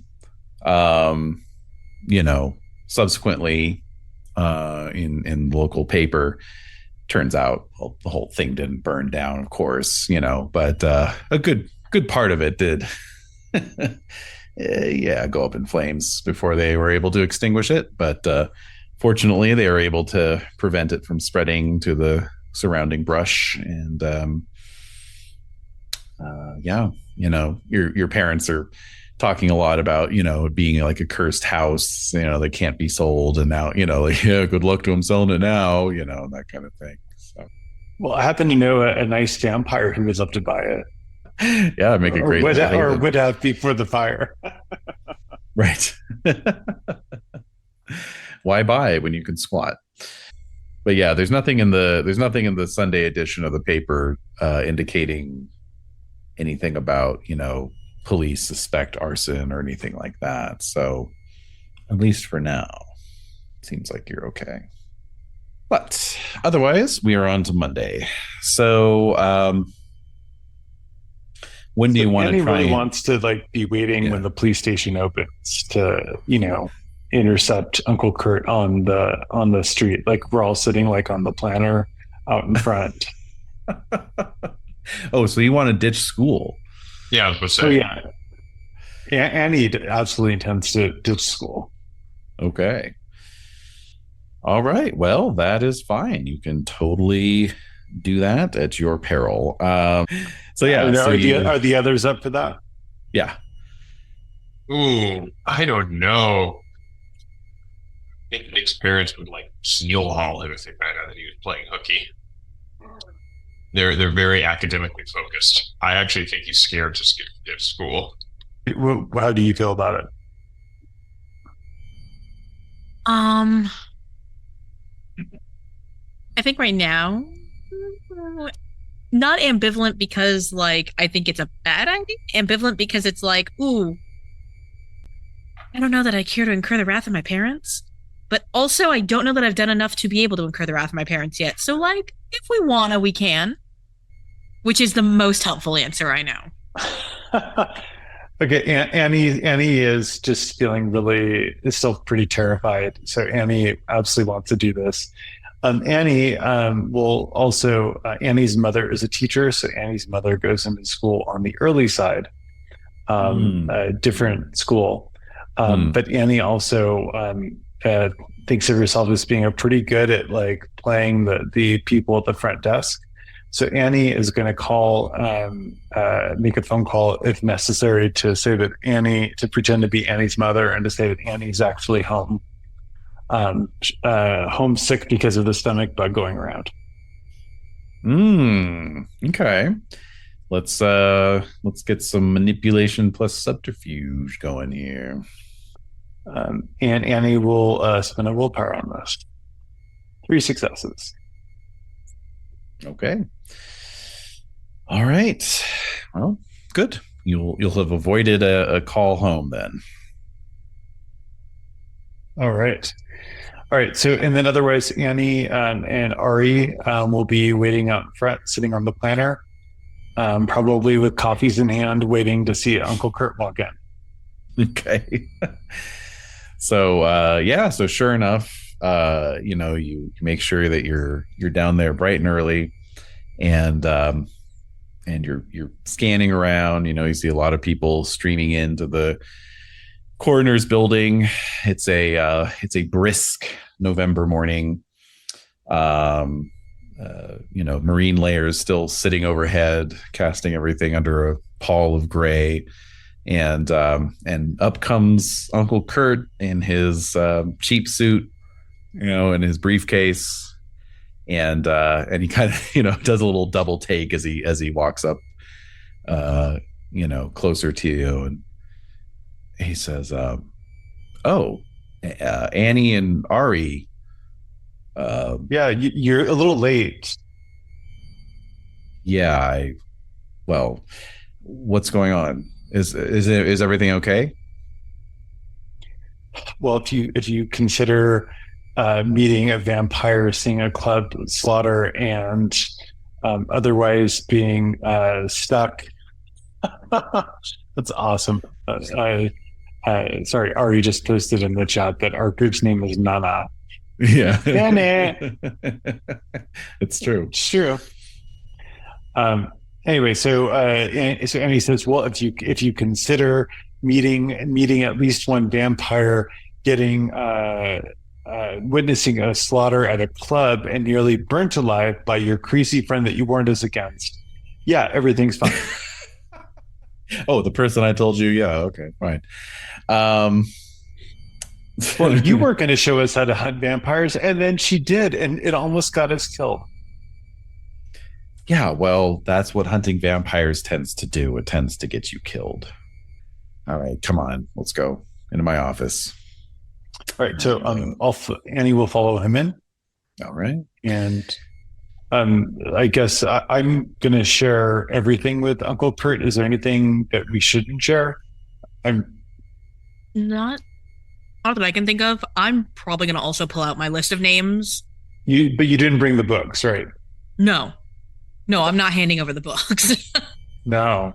No, but knowing like when we were snooping around the club, like we figured out, like I found these names that were attached to like some shit in one of the rooms we found, and they might be good leads. Like I don't think I even mentioned that I found them in a yearbook.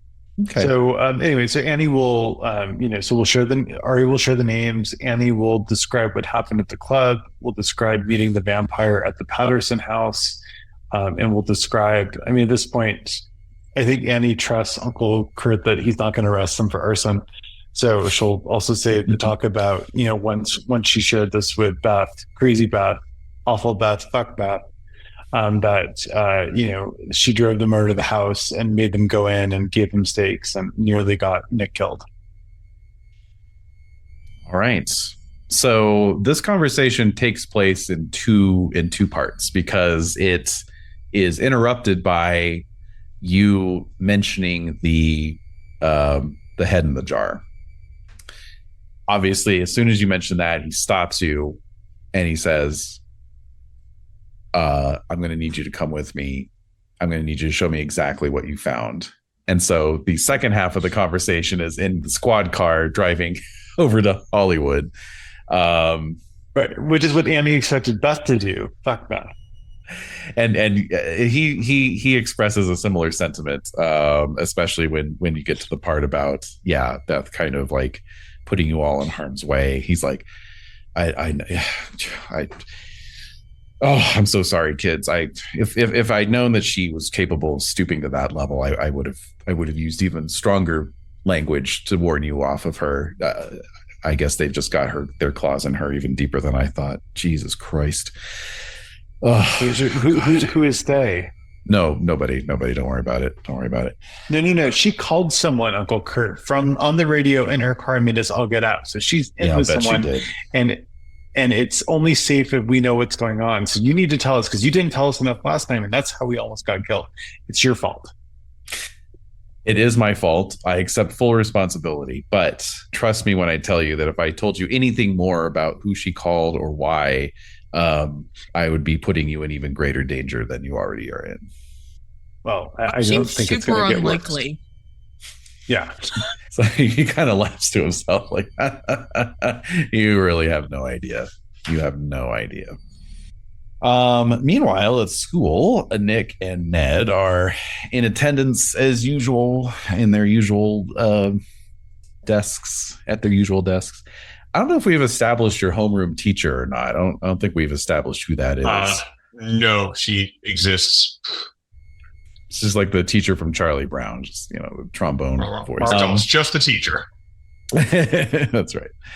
But we will give her a name tonight. So I will be accepting suggestions if anyone has any. How about Miss Tonight? Miss Tonight. Miss Pumpkins. Okay, I'm going to keep riffing off of it. So tonight, Smashing Pumpkins. Nice. Corrigan, Miss Corrigan. Right. Miss Corrigan. Corrigan. There we go. Miss Corrigan, which of course does get a lot of, jokes, this being 1994 and all. You have a son named Billy. So she, she comes in, goes through the usual routine, the roll call, the daily announcements, all that stuff. And then she says, well, class, I am very excited. We are going to actually be breaking early to go to a school assembly. The principal informed us this morning that we are hosting one of our most prestigious former students, one of my personal favorite former students, star pupil, and just an all-around great gal. She was valedictorian a few years back. Her name's Jody Barnett, and she's coming in to just give a talk to all of you soon to be graduating seniors and juniors about your futures and what you can look forward to in terms of laying the groundwork for academic success and then success later in life, as you will no doubt see from her most impressive credentials. So you're in for a real treat. Kind of imagine this name means nothing to me. So Love it. I had it written down with notes. I feel like we had all talked about it. Oh, that's true. You did talk about it in the car a little bit. We had started car to. ride. Yeah, we had started to, but we had Raven in the car and we cut. And I was driving, so I'm almost certain that I didn't. Okay. I wasn't paying attention. Yeah. Fair enough. It was, we started to talk about it, realized we had Raven in the car, couldn't talk about it then. And then after we dropped her off was right about the time we were like, we should call Beth. And we were going to tell Beth as well. And then we didn't. Because vampire hunting and flamethrowers. As it turns out. Okay. I love that, actually. I love that. I love that twist. All right. So, in due course, you all march down to the auditorium, and which may or may not have its own name. I don't know. The Gladys Edwards Auditorium. How did I know it had a name? And file in, and yeah, it's like maybe like a fifth of the student body is in attendance, so 500 kids in the auditorium.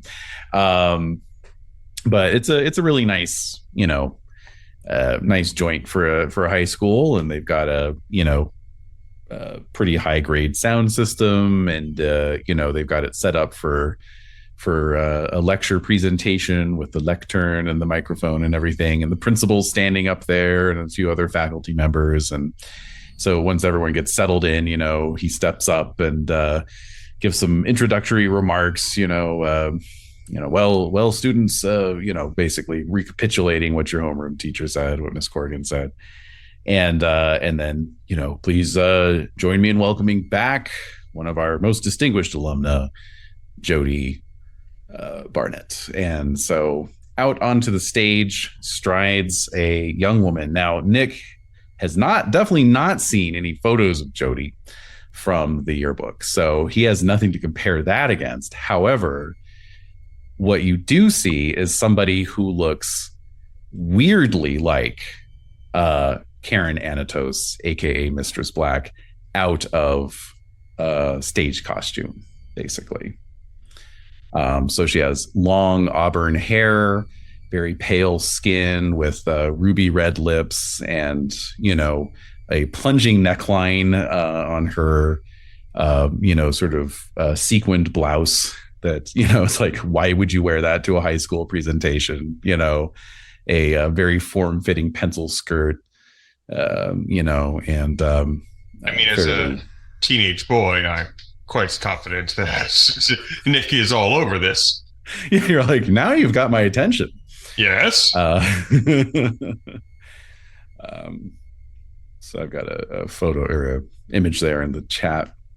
So yeah, that's who comes out, and she assumes her place at the lectern, and just begins to give a talk on sort of college prep and what it means to be successful in life, and talks about her own aspirations and medical school and so forth. So that is what is going on at school. Meanwhile, we pull up outside, or Uncle Kurt pulls up outside Club Zombie, and you all get out, and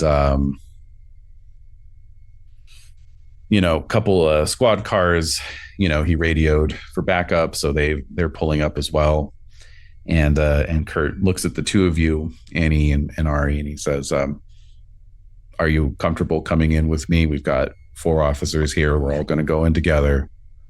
Is that okay? Yeah. Better than the alternative. Absolutely. All right. So we'll just need you to lead the way. Once we're inside, just show us where you found these remains. You don't have to go down or go in with us, but we just need you to point out where to go. Okay. So, in you go. And, from the outside, the place looks much the way you remember it. It doesn't look noticeably different. It's not like someone set this place on fire or anything. I see what you did there. But yeah, as you enter, you can see that like it has been cleaned out to the extent that there's no signs of habitation. And in fact, if you hadn't been here 2 nights or 2 days ago, or a day and a half ago, really, you would have never guessed that there was a rave here, so, you can lead him however you'd like in terms of taking him to the sepulcher. So I'll just make once it's clear to me, Annie, that the room has been completely sanitized. There's no blood on the ground. There's nothing else. Annie's gonna, basically just make a beeline for the sepulcher. Okay. Do you want to go down with him, or do you just want to point it out? She wants to go down. Okay. Ari, are you gonna come down? I'm going to come down. I'm going to linger in the doorway a little bit because I didn't actually see anything when we went down there last time. And I don't know that I'm too keen to see it now. But I am going to go and kind of linger by the door at least. Mm-hmm. Okay. Once we get close to the door, Annie's going to brace herself for the smell. Mm-hmm. All right. So what I'll need from all 3 of you, Nick included, is a wits plus composure roll, please. And 2 for Ari. And how about Nick? For Nick? 2. Okay. Cool. So for Nick, it's this was a roll to see, if as you're watching this Jody character give her presentation, you notice that she is she's doing the thing that all public speakers do, which is sort of making eye contact with like different people in the audience, sort of moving her gaze around. Sure. And that includes you. She's connected with you a couple times. What you're noticing though is that she's kind of focusing on just your class's section of the audience. So like I mentioned, there's like 500 people in the audience. Your class of like 15 seems to be the only one she's really like moving her gaze around amongst. I give nothing away. I just clock this Exactly. piece of information. It is a piece of information. And okay, so for Annie, I'm going to say with 4 successes, as you brace yourself for the smell, and Kurt pushes open the door, and you've told him, I'm sure, about the smell as well. So he's kind of got he's like pulled out a little particle mask, and he's just holding it over his face. He pushes open the door, and what strikes you immediately is the lack of odor, but there is still some lingering scent of it on the air. It's subtle, but it's there. You're picking it out. Yep. For Ari hanging back, which makes sense because you kind of torched your sinuses a little bit last time, if I recall. You are just kind of hanging back, and you look down and you see there is a little coin on the ground. It doesn't look like U.S. denomination. It's like the size of a pog, and that's great. Oh yeah, and it's cast from maybe bronze, you would guess, and yeah, it looks like an ancient coin of some kind.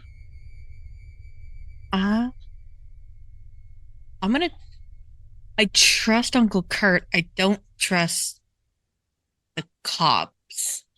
So I'm gonna try to swipe it without anyone noticing. Okay.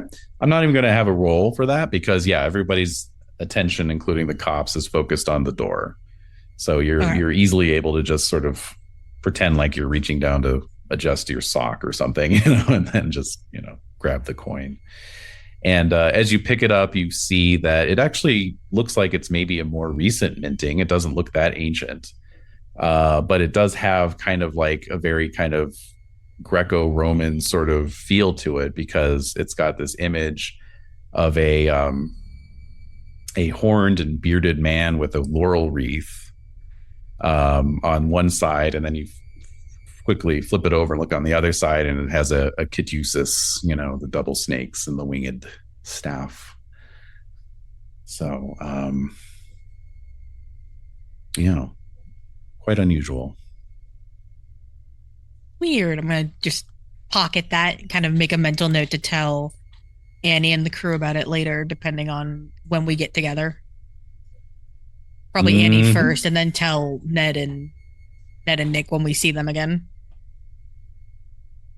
Okay.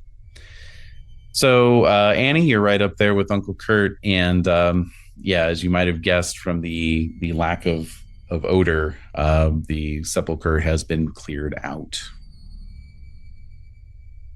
Okay, so I'll do the classic movie where the kid, says, "No, I swear it was there." So I'll be like, "Look, it was down here, and this is where this is." And so I'll kind of walk through what I had seen before. I see you can still smell it in the air, right? That like chemical smell.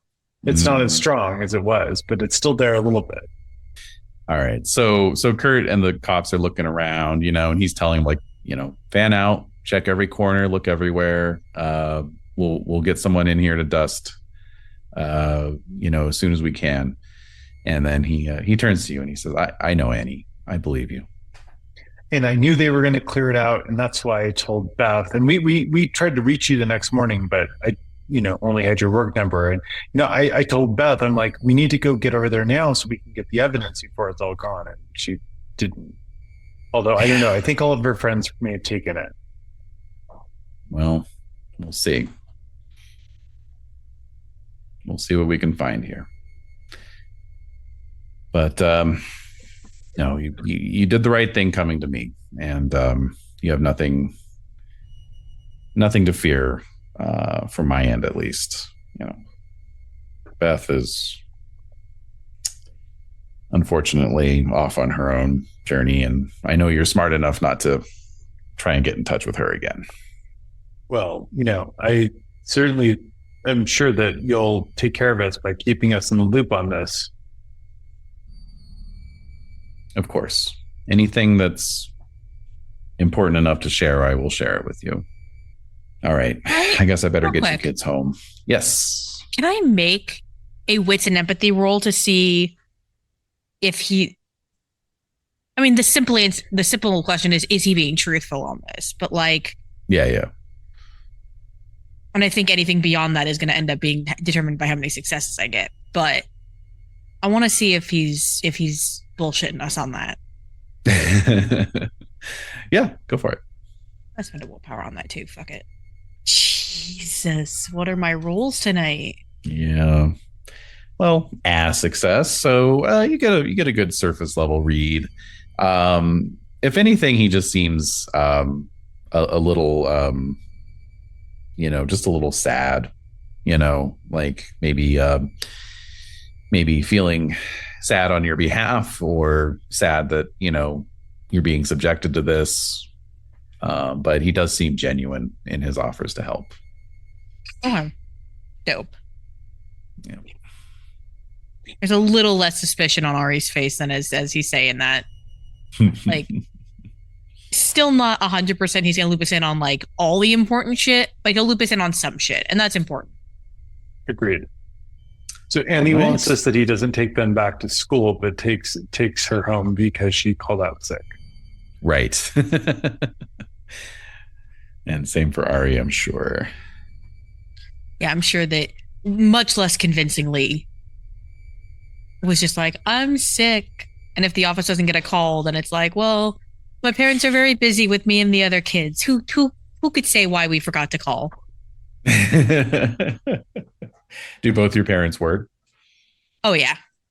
Okay. Both the parents work, and there's multiple siblings in the house. So it's it's not a huge family, but it's definitely a decent sized family. Right. So it's actually pretty easy for you to intercept the robocall, that goes out after school saying Ari did not report on, roll call today, So, yeah, no biggie. Okay, so we will wrap it up there for the week so that we can bring Ned back in next time. But we're gonna leave off with a little I don't know, a little teaser, a little cliffhanger, I guess, which is that that night when you all go up into your rooms, whenever that may be. Maybe it's straight after dinner. Maybe it's after watching some TV with the family. Head into your rooms, and each one of you, and Ned as well, find a little envelope sitting on your pillow addressed to each of you individually. Just your names. Well, my vice is impulsive, so it's sure as shit I'm opening that up. Me too. Curiosity get the better of all of you. Yeah, it's more cautiously probably because I am not the impulsive one of the group, but but you can't just leave an envelope with a name just sitting there unopened. Certainly. I once saw this short film. That was a Lovecraft film. It was a short film, and it's son, read this. If you read this, burn it immediately before going any further. And then the voiceover starts going, it all started when I was, but then the actor actually throws it into the fire. It goes back to his book. It's so funny. But I'm just That's imagining, like, okay, well, no, I'm just going to ignore this and go back to school. Yeah, exactly. Yeah. And this is going straight in the trash. Yeah. All right. So each one of you pulls out a single sheet of paper. They are identical. I will share it with you all. Well, actually, let's see. Are we all in roll 20 or not? Oh, I have Yeah, I'm there. I apologize. I frequently forget to log in. That's fine. Andrew, if you wouldn't mind reading that into the record. Dear applicant, after an intensive review of your curriculum vitae, we regret to inform you that you have not been selected. This year's selection process has been the most competitive ever. 15 students applied, making the competition fierce and our task difficult. Unfortunately, we cannot select all the students at once. We are forced to be highly selective, and we find you to be not as compelling as some of the others we reviewed.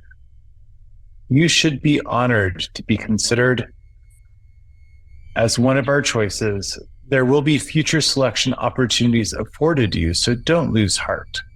Pleasant screams, exclamation point, XO, XO, Mistress Black. And the seal at the top is the University of California, UCLA. Mm-hmm. And we'll just leave it at that. Great. Okay. So let's go and see about those beats.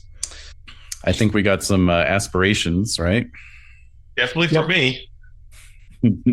Yeah, I got both of my short term as well. I heard the vampire, and I know I impressed Beth before the relationship soured.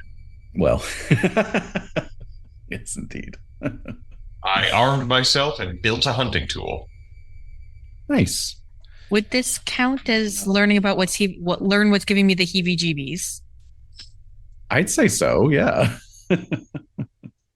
And then I would argue ditching school and ditching church, while not the healthiest attempt at it, is definitely the start of establishing an identity outside of both parents and societal expectations.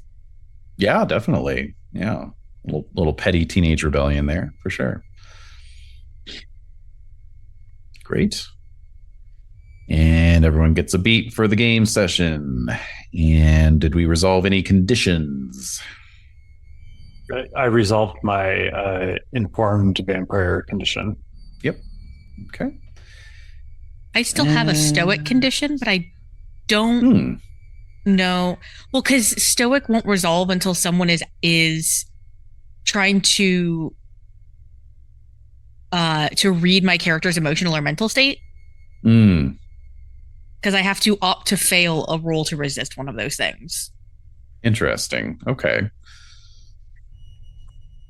Well, if you remind me, I'm sure that Annie at some point, frequently is kind of checking in with you. So if you remind me next time, I'll purposely do that. Dope. Yeah, it's a weird one in that way. It does kind of either require the ST to be like making those calls, or for other players to be like, "Hey, how you doing, buddy?" Right. Yeah. All right. Which means you have to kind of be like, does anyone want to try and figure out my current emotional state? Hello. Yeah. Well, right, I'll try to remember that do it as on the well. way? Yeah. Why don't we plan to do it on the drive back? Because we're probably going to be sitting back in the back of the police car together. So I could kind of do a quick visual eye contact check in on you. You could try to be stoic. Yeah. If you're okay with retconning. that. Yeah, that's fine. Yeah. Yeah. Oh yeah, no. And he's definitely not okay. The answer to that is not okay is very pushing it down. And so is acting kind of more normal than he might with a little bit of franticness for that temporary bout of insanity. But has been a would you be lot. okay with us doing that right now? So that way we can get the beat to Ari potentially? That's fine. Quick roll. Okay. Yeah. So I'll do wits plus empathy. Well, and I opt to fail it regardless. So I mean, unless you roll a 0. Don't roll 0. No. Curse it. Oh no! I cursed it. I'm telling you, bad rolls tonight. That was 5, Yeah. and I got 0. Oof. All right. Yeah. Well, But So I guess you if get the very- If I opt to fail, I guess you get the cursory version of that, which is just, yeah, he's a bit shaken up by everything. Maybe not the full in-depth version, but he's not doing great. Sure. Well, we'll try to resolve it next time. Yeah. Yeah. All right. Alrighty. And also I think everyone can take a beat just for your first vampire hunts and everything. Oh, Hell yeah. Yeah. how kind of you. No thanks. Take a beat because vampire. Because vampire. Because you're vampire hunters and you hunted a vampire. We are fearless vampire hunters. That's right. All right. Well, until next time, my hunters.